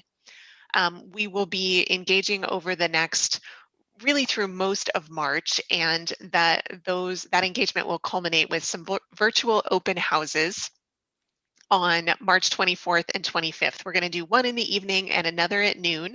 It will be the same content both times, so folks can choose the one that works the best for them. But again, want to get people's feedback on some of the questions that we have asked you all about tonight, so that as we move forward to develop the draft plan, we're able to incorporate that feedback. We are drafting elements of the plan at the same time while we're getting the feedback on the recommended scenario and the programs and policies. And then we'll bring that all together in a public review draft that we anticipate releasing at the very end of April or the very beginning of May. So this schedule, I apologize, I forgot to update it earlier. It is off by 1 month. We will have public review of the draft happening in May, and then be working toward plan adoption in June. So that is what comes next. And we certainly would invite folks to spend a little bit of time on the website, explore the recommended scenario a bit more, and chime in on the survey over the next couple of weeks. And that, I will stop sharing, and we'd be happy to answer any other questions. But I just want to say thank you for the good discussion tonight. Thank you for all the time as well. It's a treat to be able to get 90 minutes with the planning board. So thanks for that. Well, thank you, Jennifer and Aaron. I think, yeah, to reiterate the comments that have come several times, I mean, thank you for your great work. It really is commendable what you've done here. So, and good luck with the rest of the process. Great. Yeah, thanks. Will this be the last time we talk to you on the project? Or will it come back through at some point for? That's a good question. I think, if there's interest, we could certainly, when we have a draft plan, maybe that is the sort of the next best time to come back and sort of outline what's in the plan and get some feedback before it's adopted. And then I can't remember the city's process for getting it adopted as an issue plan or as part of the growth policy. I think that involves some, coming through the formality of coming through the planning board. So I think there are potentially those two opportunities. If you wanted a chance to sort of weigh in on the final plan and provide some last comments before it's adopted, having us come back in May would be, I think, the right time. Or we could present the final plan, once it's adopted, as we go through that city growth policy process. Right. Okay. Yeah. Well, we can talk about that. I think either way that would work. But yeah, it's obviously of prime importance to planning board, and yeah, we've got a representative on the TPCC, so we've got plenty of opportunity to participate through that avenue as well. All right, I think I saw some hands go up for further questions here. Maybe I was seeing things. Are there any further questions for Aaron and Jennifer before we let them go off to the rest of their night? Thank you, guys. Great. Thank you All all right. very much. Yeah, Have a thanks good for night. taking the time, and we'll see you all soon. Okay, take care. Thanks.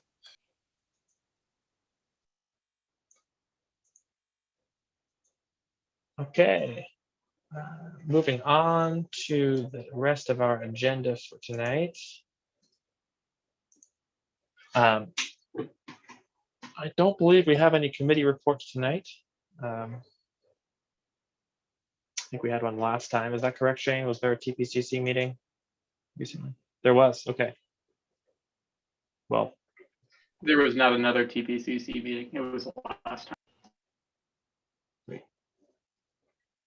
okay. So we don't have any old business or new business tonight. So let's jump right into comments from planning board members.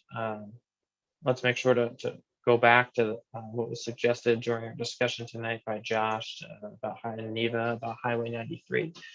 But really anything else that you all want to talk about, this is the time.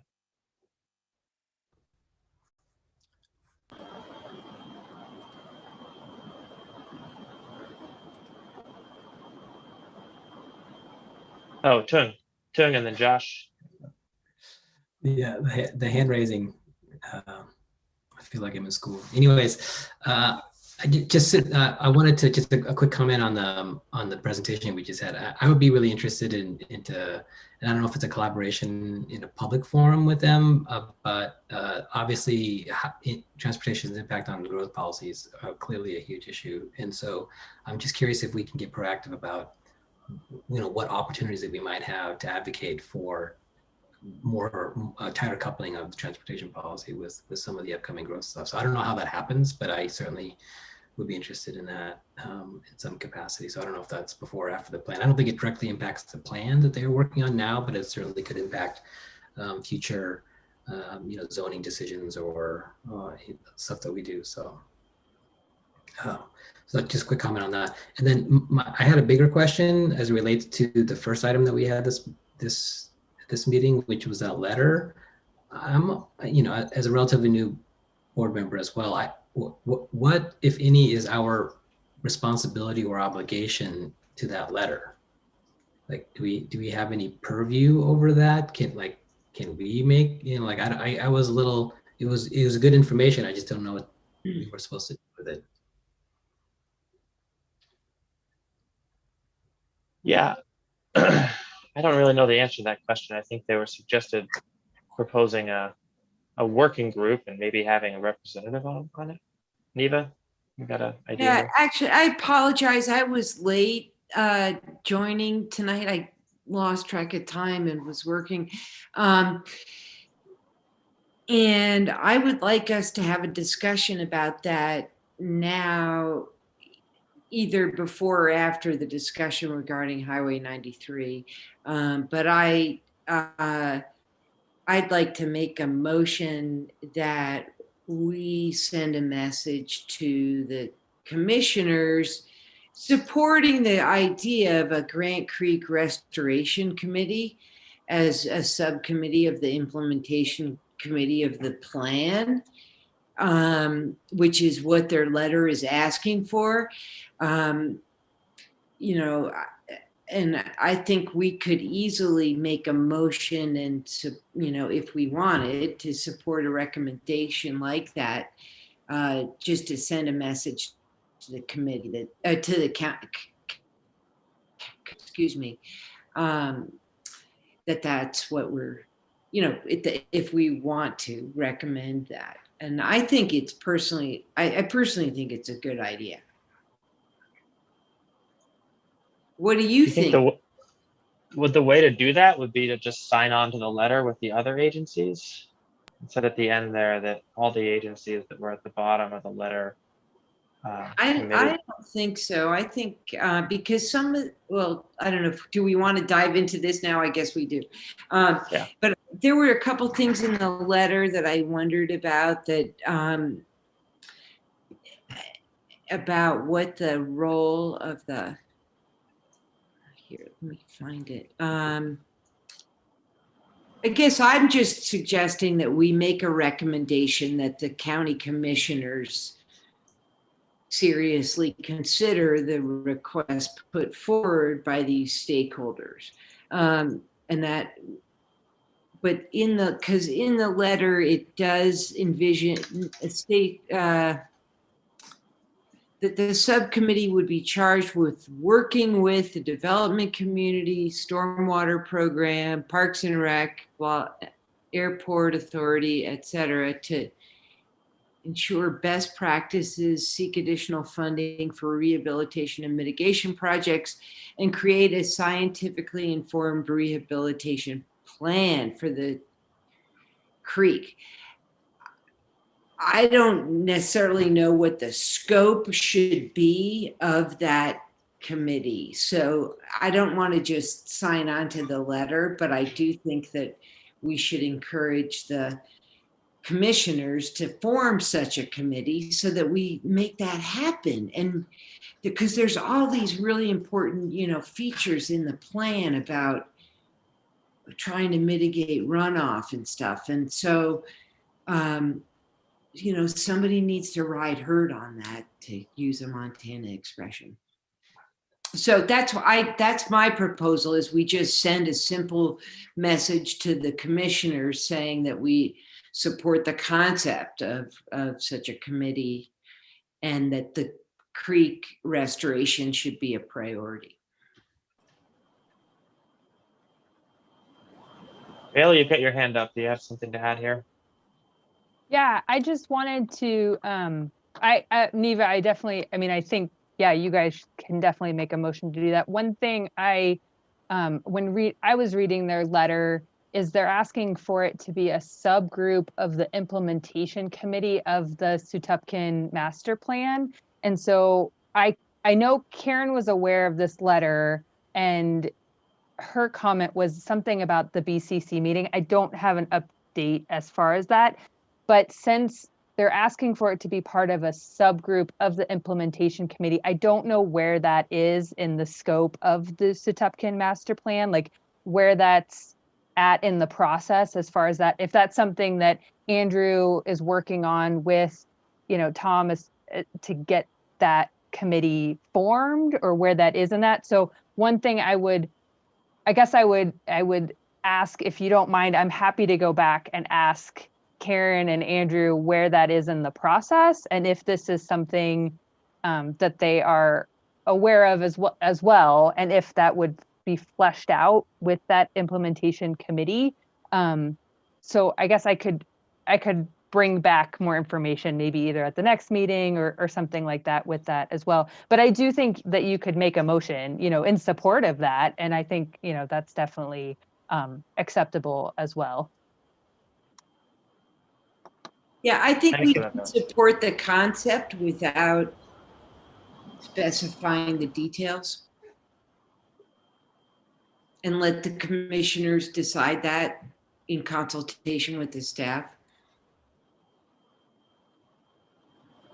Shane, I you've can got, take it to the conservation district as well and get their feedback on it, because presumably after it's restored, it would probably be an improvement of that in terms of 310 laws.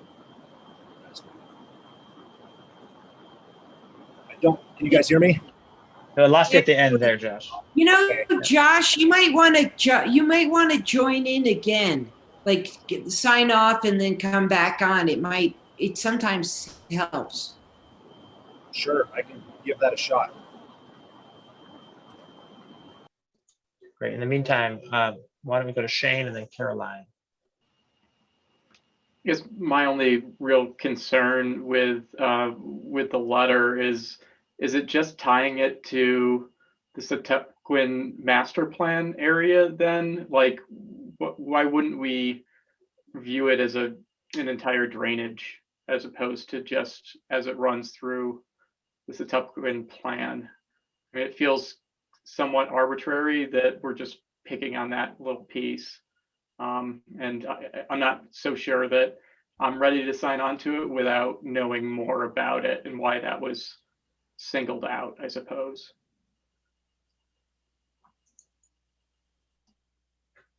I can respond to that really quickly. My Well, because it is looped into it's part of the plan to do that restoration. But my understanding, Shane, is that like the parties involved, like Clark Fork Coalition and Trout Unlimited and so on, definitely want to have a whole watershed approach, and that they want to, think holistic. There's no sense in restoring that lower part without looking at the upper, which is why I say I'm not sure that the implementation committee is the right place for it. So I just thought we could do something simple in support of the idea. But I'm totally with you, and I believe that the groups involved totally agree with you.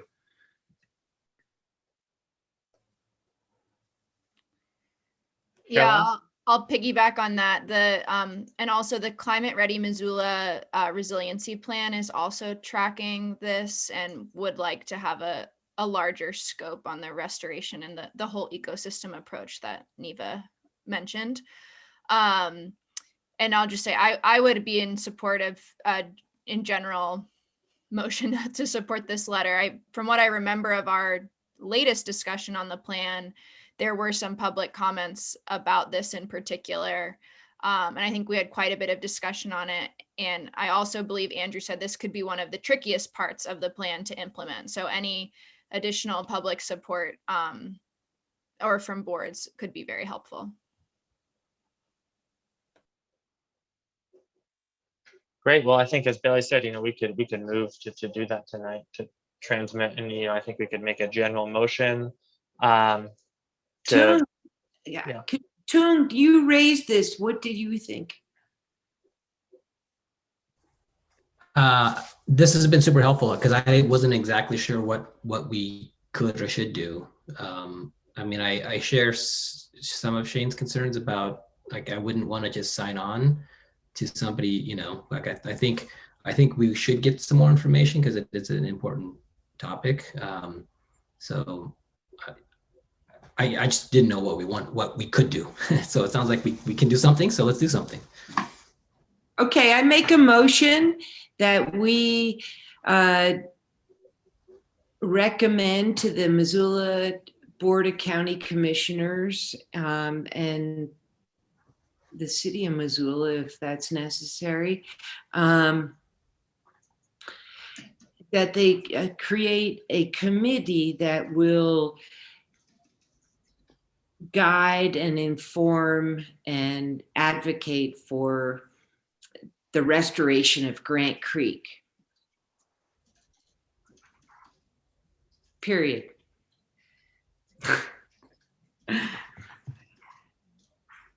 Do I have a second? I will Right, second that. Still not working. Okay. Motion made and seconded by Shane. Okay, so discussion on the motion. I like the idea that it's general. I think it's, yeah, we don't need to know all the details of exactly how to implement it. But it would be good to hear from Bailey and Karen about the Swatupkan Plan Implementation Committee, I think, and in reference to this, and kind of be able to follow how it happens. Yeah, they're definitely connected. It's not, but I think there should be a whole watershed approach. And,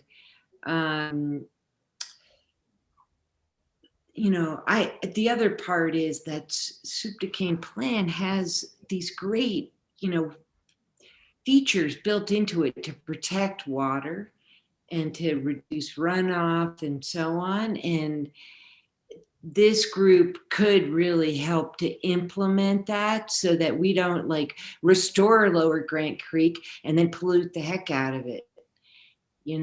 So with the runoff from the communities and so on. So anyway, that's my support for the motion. Okay. Would anyone be willing to volunteer to help with, if, I don't know if a letter would be most appropriate, or, just an email to council and commissioners, or if they'd ask us to come and talk at one of their update meetings. There may be stuff that follows from this motion. And so I don't know what that is right now, but would anyone be willing to assist with that? I certainly would be here. Neva, great. Okay. Neva, I'll reach out to you after this meeting when I talk to Drew and Karen and find out what might be needed, and then I can reach out to you too. Yeah, terrific. I mean, I think we're just recommending the commissioners do this, and they, you know, they have their regular planning meetings that Bailey and Karen and others go to that can just communicate this. I don't think it has to be something super formal, personally, but I'm happy to draft something if that would be better. So Bailey, you let me know. Great. Okay, so well, I think we'll do a vote here. All in favor of the motion made by Neva, second by Shane, please say aye. Aye. Aye. Aye. Aye. All opposed? Okay, the motion passes. Thank you. Okay, let's take up a Highway 93 discussion before we move on to the night gets away from us here. Josh, you've mentioned this in the last couple of meetings, the need for safety improvements on that section of Highway 93 just south of town here. We heard from Aaron tonight that, you know, it's kind of outside the jurisdiction of the local transportation planning office, but it's something that is potentially considered by MDT on a statewide level in comparison with projects across the Missoula region and the state. Yeah, I think what was suggested in the meeting was maybe in a similar vein, somehow communicating to MDT what we're seeing in terms of the importance of safety improvements along that corridor to support development that is occurring and will continue to occur in that area. Is that kind of what you're hearing too, Josh? Yes. Can you guys hear me now? Yeah, Okay. loud and clear. Thank you. Yeah, and even maybe further south, even south of Lolo as well. That's an extremely dangerous stretch. You know, they have some Jersey rail in that section between Lolo and Missoula that helps provide some safety, but between the county line and Lolo, there is nothing there. It's, you know, 6 inches of double yellow line what separates life and death in many cases.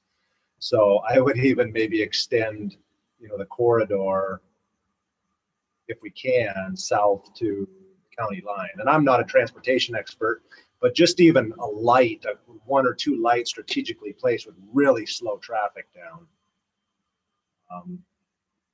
So yeah, I guess that's, you know, I would like to see that happen. I know just in the community that I am connected to in the southern Missoula County, northern Ravalli County, it's a topic of discussion.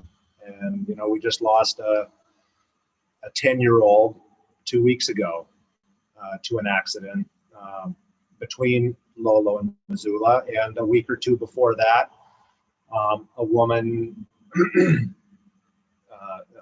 between Florence and Lolo. So, you know, it's top of mind right now. And I don't know what the threshold is for deaths until it ranks high enough in the formula of the Department of Transportation, but one would think that we've got to be moving up that list quite rapidly. Yeah, I mean, yeah, might be the place to start is to submit a request through the MPO to MDT about, you know, safety statistics for the corridor and any plans that might be in place to improve safety on that corridor, and see what happens. And as Aaron said, it sounds like MDT is often happy to provide safety presentations, but I think that would be appropriate to kind of get more information. And if there's nothing planned, that would be good to know, right? Absolutely. And, this is anecdotal. I don't know what the real numbers are, so it would be great to see. Maybe it, shouldn't have the priority that I feel it should. So having more information would be great. Great. Shane, is there a TPCC meeting coming up that you know of? Let me look at my calendar.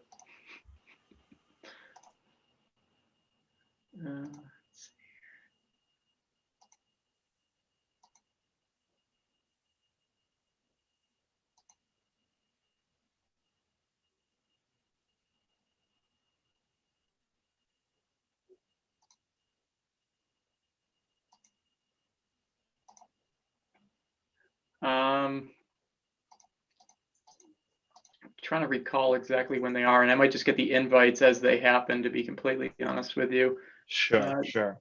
So the last one happened on, gosh. I actually should have it right here. So yeah, I'm looking. The next one is March 16th, which is a Tuesday.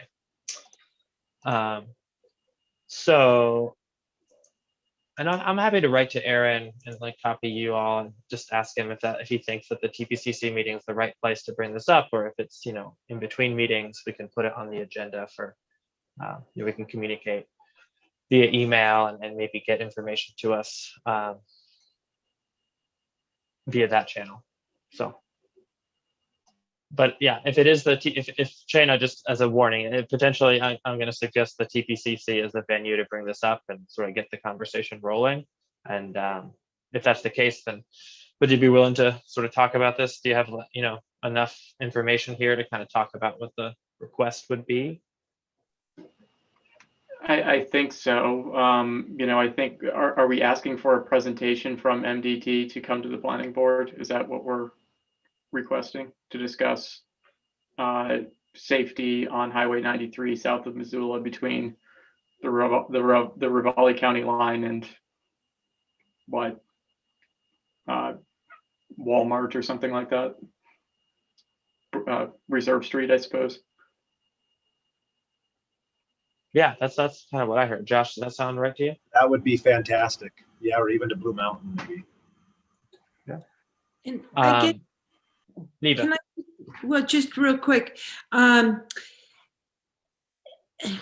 other element of this, in my mind, is, it's already a danger. And then there are these other subdivisions, some of which have already been approved, some of which are being considered now, not just in Missoula, but in Ravalli County, which we don't have any influence over, but there's a big one proposed up in Burnt Fork.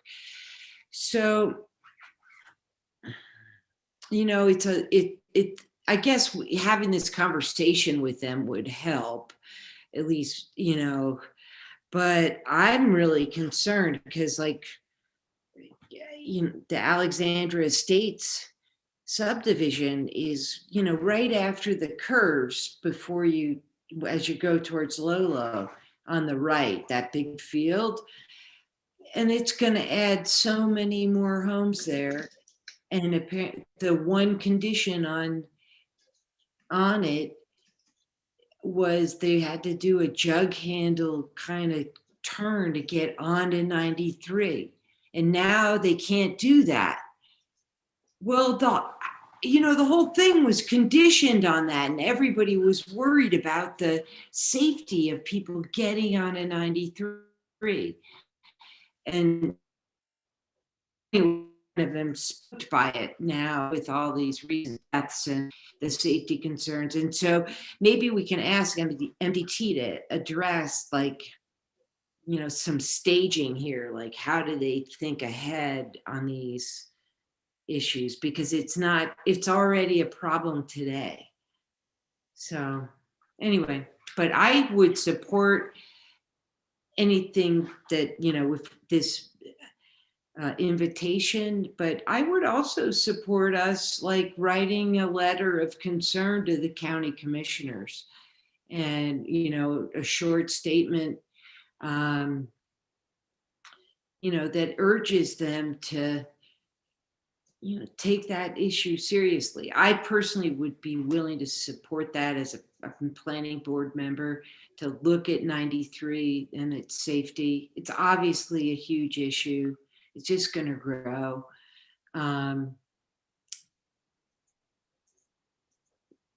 If we want to wait and do that after the MDT thing, that'd be fine too. But I'd be happy to act. Yeah, I think that, yeah, certainly could act in the same way that we did before with authorizing or communication to the commissioners or whatever. And that's fair game. If someone wants to make a motion to do that, please do. I think the approach of gathering information and requesting a presentation is definitely a more long-term measured approach. Would maybe our communication to the commissioners have more teeth if we wait for more information? Could we craft maybe a stronger argument? Or would it be more impactful? That'd be the only reason that I can see to wait, Neva, potentially. Well, and maybe, would you be willing, Josh, since you're following this closely, maybe, if we do that presentation, and you could, between now and then, you could think about what kinds of things we might want to try to communicate as a board and bring it back to us. And I'd be happy to help with that or something. I can't say I know a ton about transportation. Although I think it's super important, and I'm really glad we're talking about this. So maybe, that'd be a fine approach as far as I'm concerned. Get more info in the process, start thinking about what we might want to say about this issue, because it's not going to get any better. It's going to get worse. So I think we should speak out.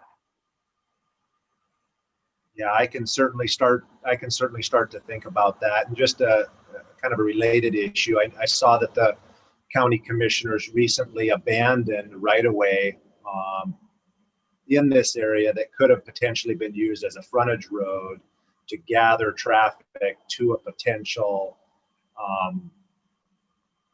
what could be a potential light, right? A potential on-ramp or on-way to 93. So I guess that's to say, maybe it does make sense to get this on their radar sooner rather than later, so other decisions like that at least have some more, they have some other context to take into consideration.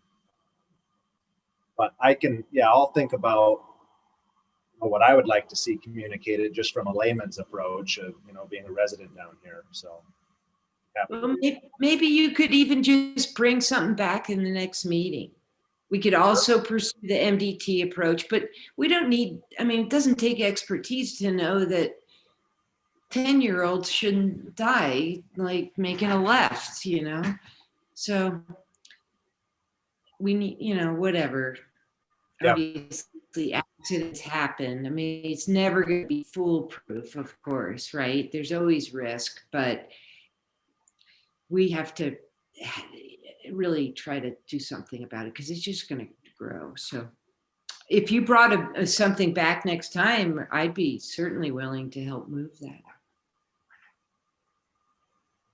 Great. Well, we can make sure it's on the agenda next time, maybe as old business or wherever staff thinks it should go, and provide a venue to keep talking about this. And I don't think the communication with the TPCC requires a motion. Just I think there'll be motions on this at a later time. So, all right. Is there anything else folks want to talk about?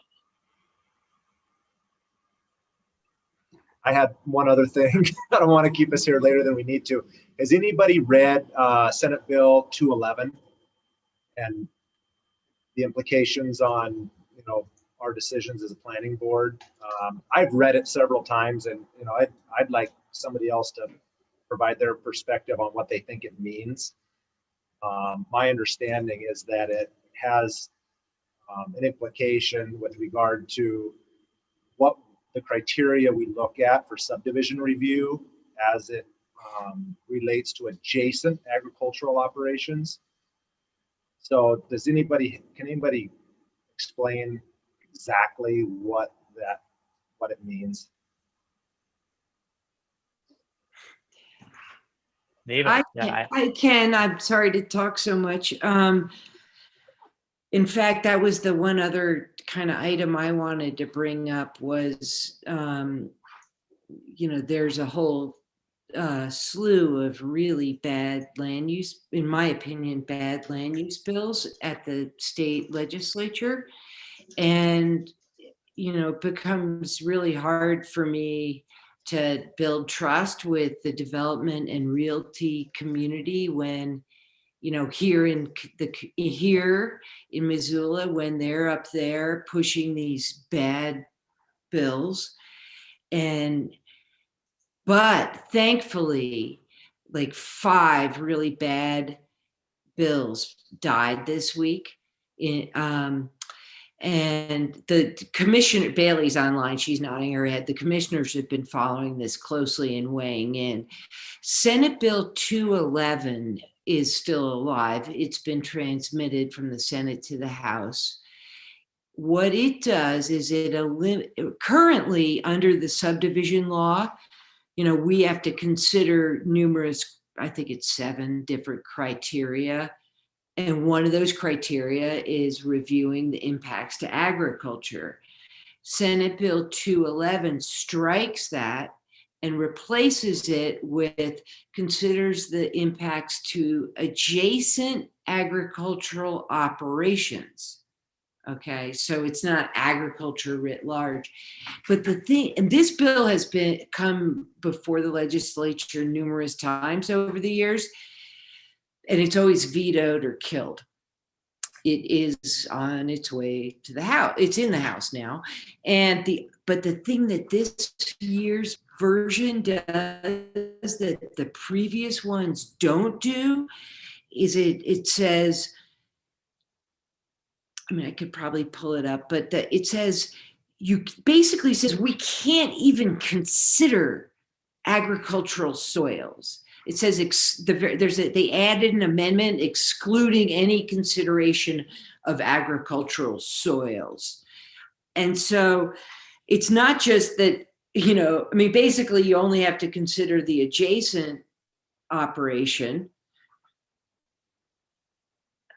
which, may be a hay field, right? And therefore doesn't, it's not reflective of its potential. Anyway, I don't know if we can win this, but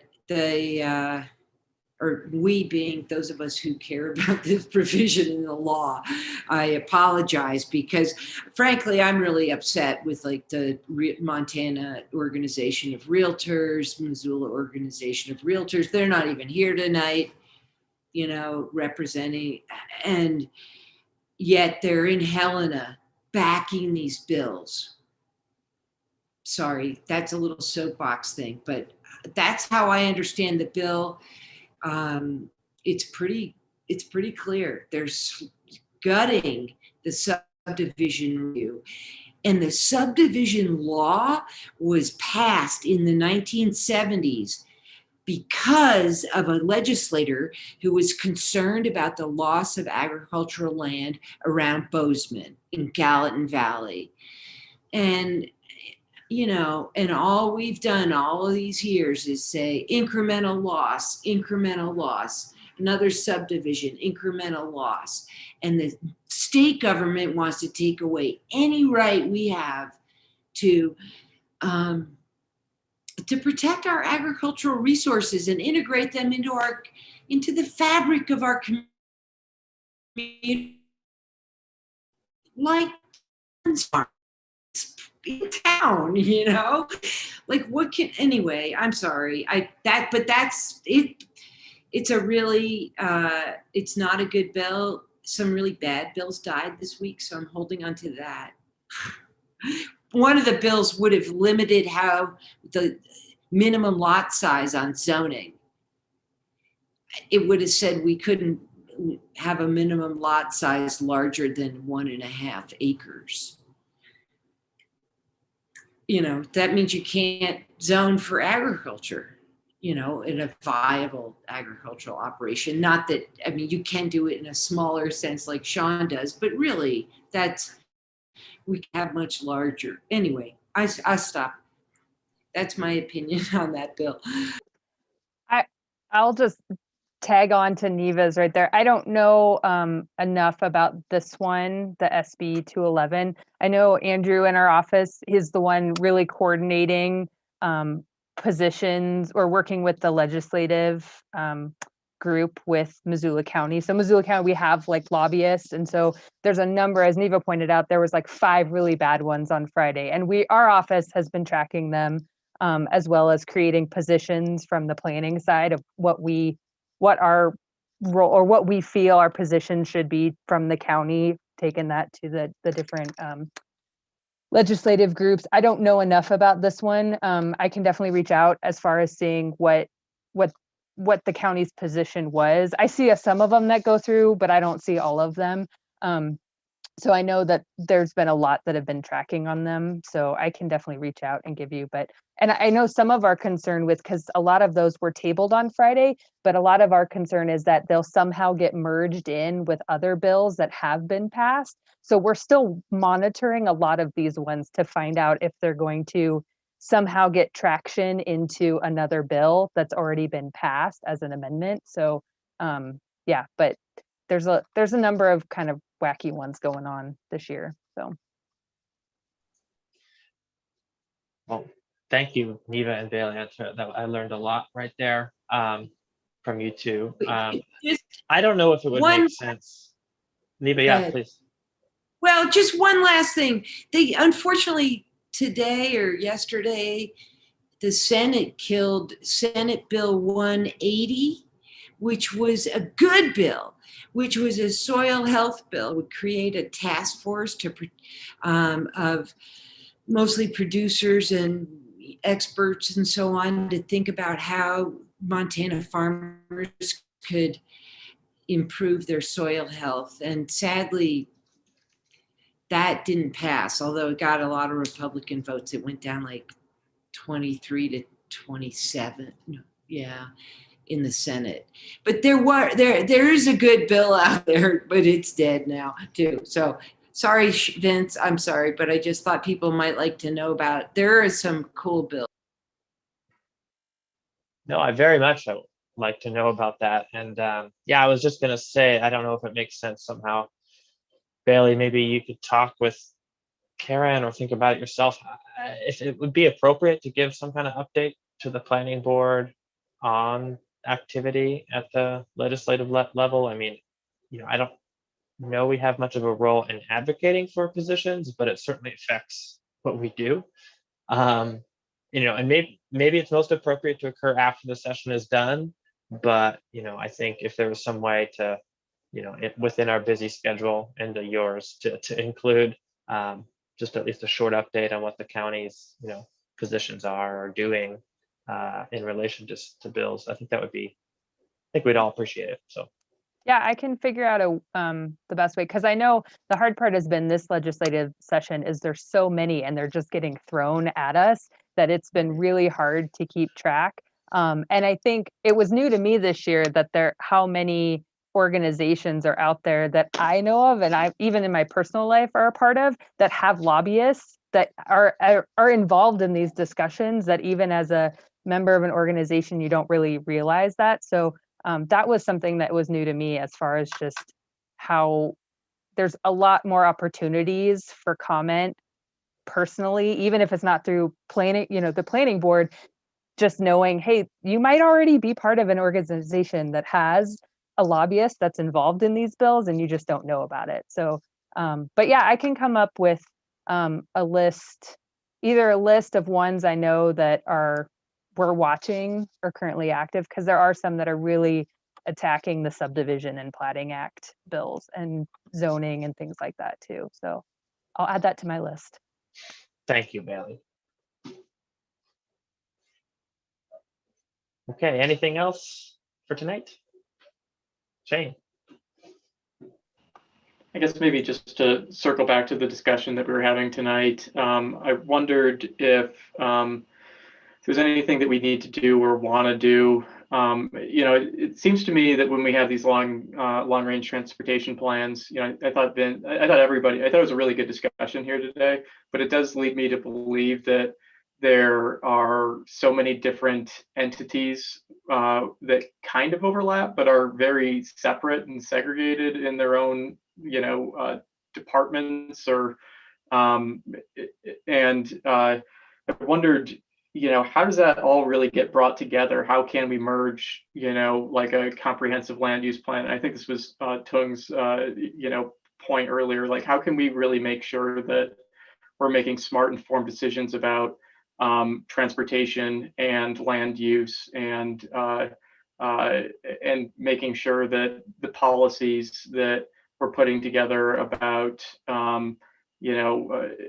making sure that our transportation goals are actually being carried out in a comprehensive way. How can we create the plan that really works for Missoula in the ways that Eugene did or Baltimore did or whatever. And it feels like it's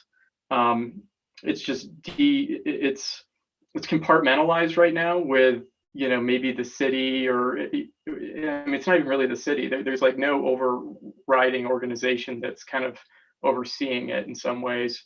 I don't know if folks here feel like that, or it feels important to me to figure out how rapid transit bus service ties in with land use planning, and but they're different entities. It feels like they just need to talk to each other.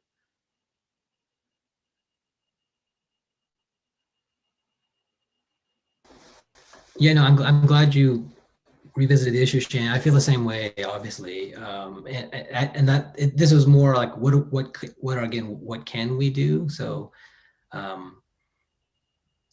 my understanding is that we're an advocate. Our advocacy is limited, but we can certainly make recommendations, or we can make requests of staff and other agencies to take at least to look into something. So I think that's the best that we can do for now, it seems like. But if there's more that we can do, I think we should do that. One point I wanted to make as part of that, we talked a lot about, is there ways that policy can help? Can we draft policies that will get us to desired outcomes? And there was a lot of talk about affordability, but with transportation, I actually feel like affordability isn't just about housing. It's about affordable living, and I think transportation is a big part of that. And if we aren't able to provide affordable transportation, and in the case of Missoula, pretty low cost, then affordable housing isn't. Again, it's part of it. Affordable transportation is part of the affordable housing, in my opinion. So I kind of saying the same thing, but like, what is that we can do? Can we have a discussion with Aaron's group? Is it something that we raise with the BCC or what? So I don't know.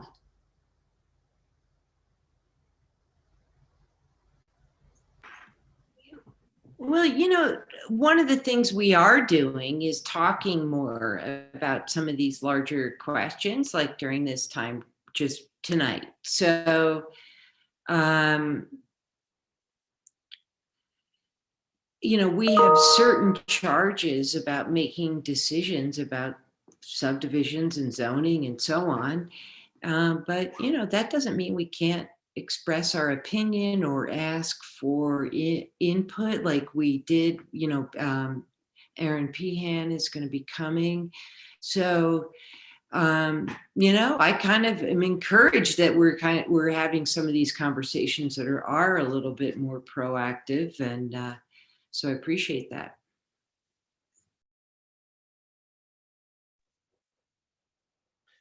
Yeah, it's a big question. I mean, I think we've got staff on our side. I think they want to see more connections between land use and transportation. I think would be open to ideas from us. But I mean, for recommendations here, I mean, I think maybe one thing we can do is make sure that Aaron and his team come back to us maybe sooner rather than later, so we have a chance to track the process and make recommendations, and again, and kind of just be really involved.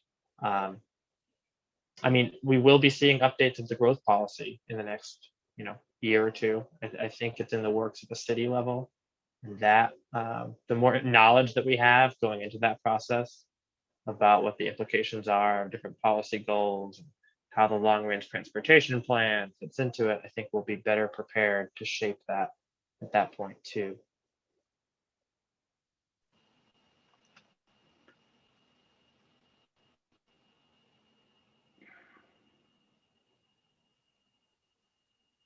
All right. Yeah, I think that all makes sense. I was just wondering if there's like any room to think about creating a committee or requesting a committee that consists of the MPO, the city, the county, and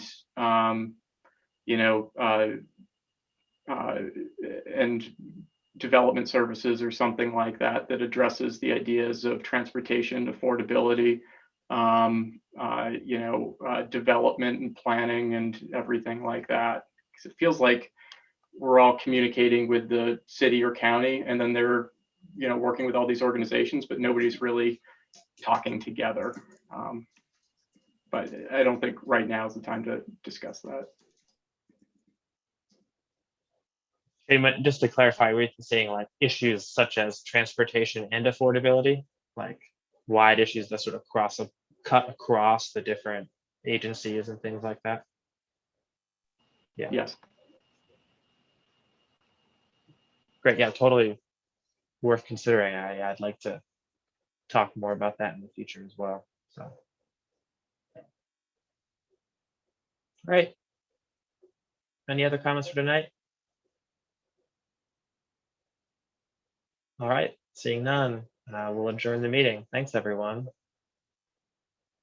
Nice to see you all. Have a good night. Everyone. Thanks, you guys.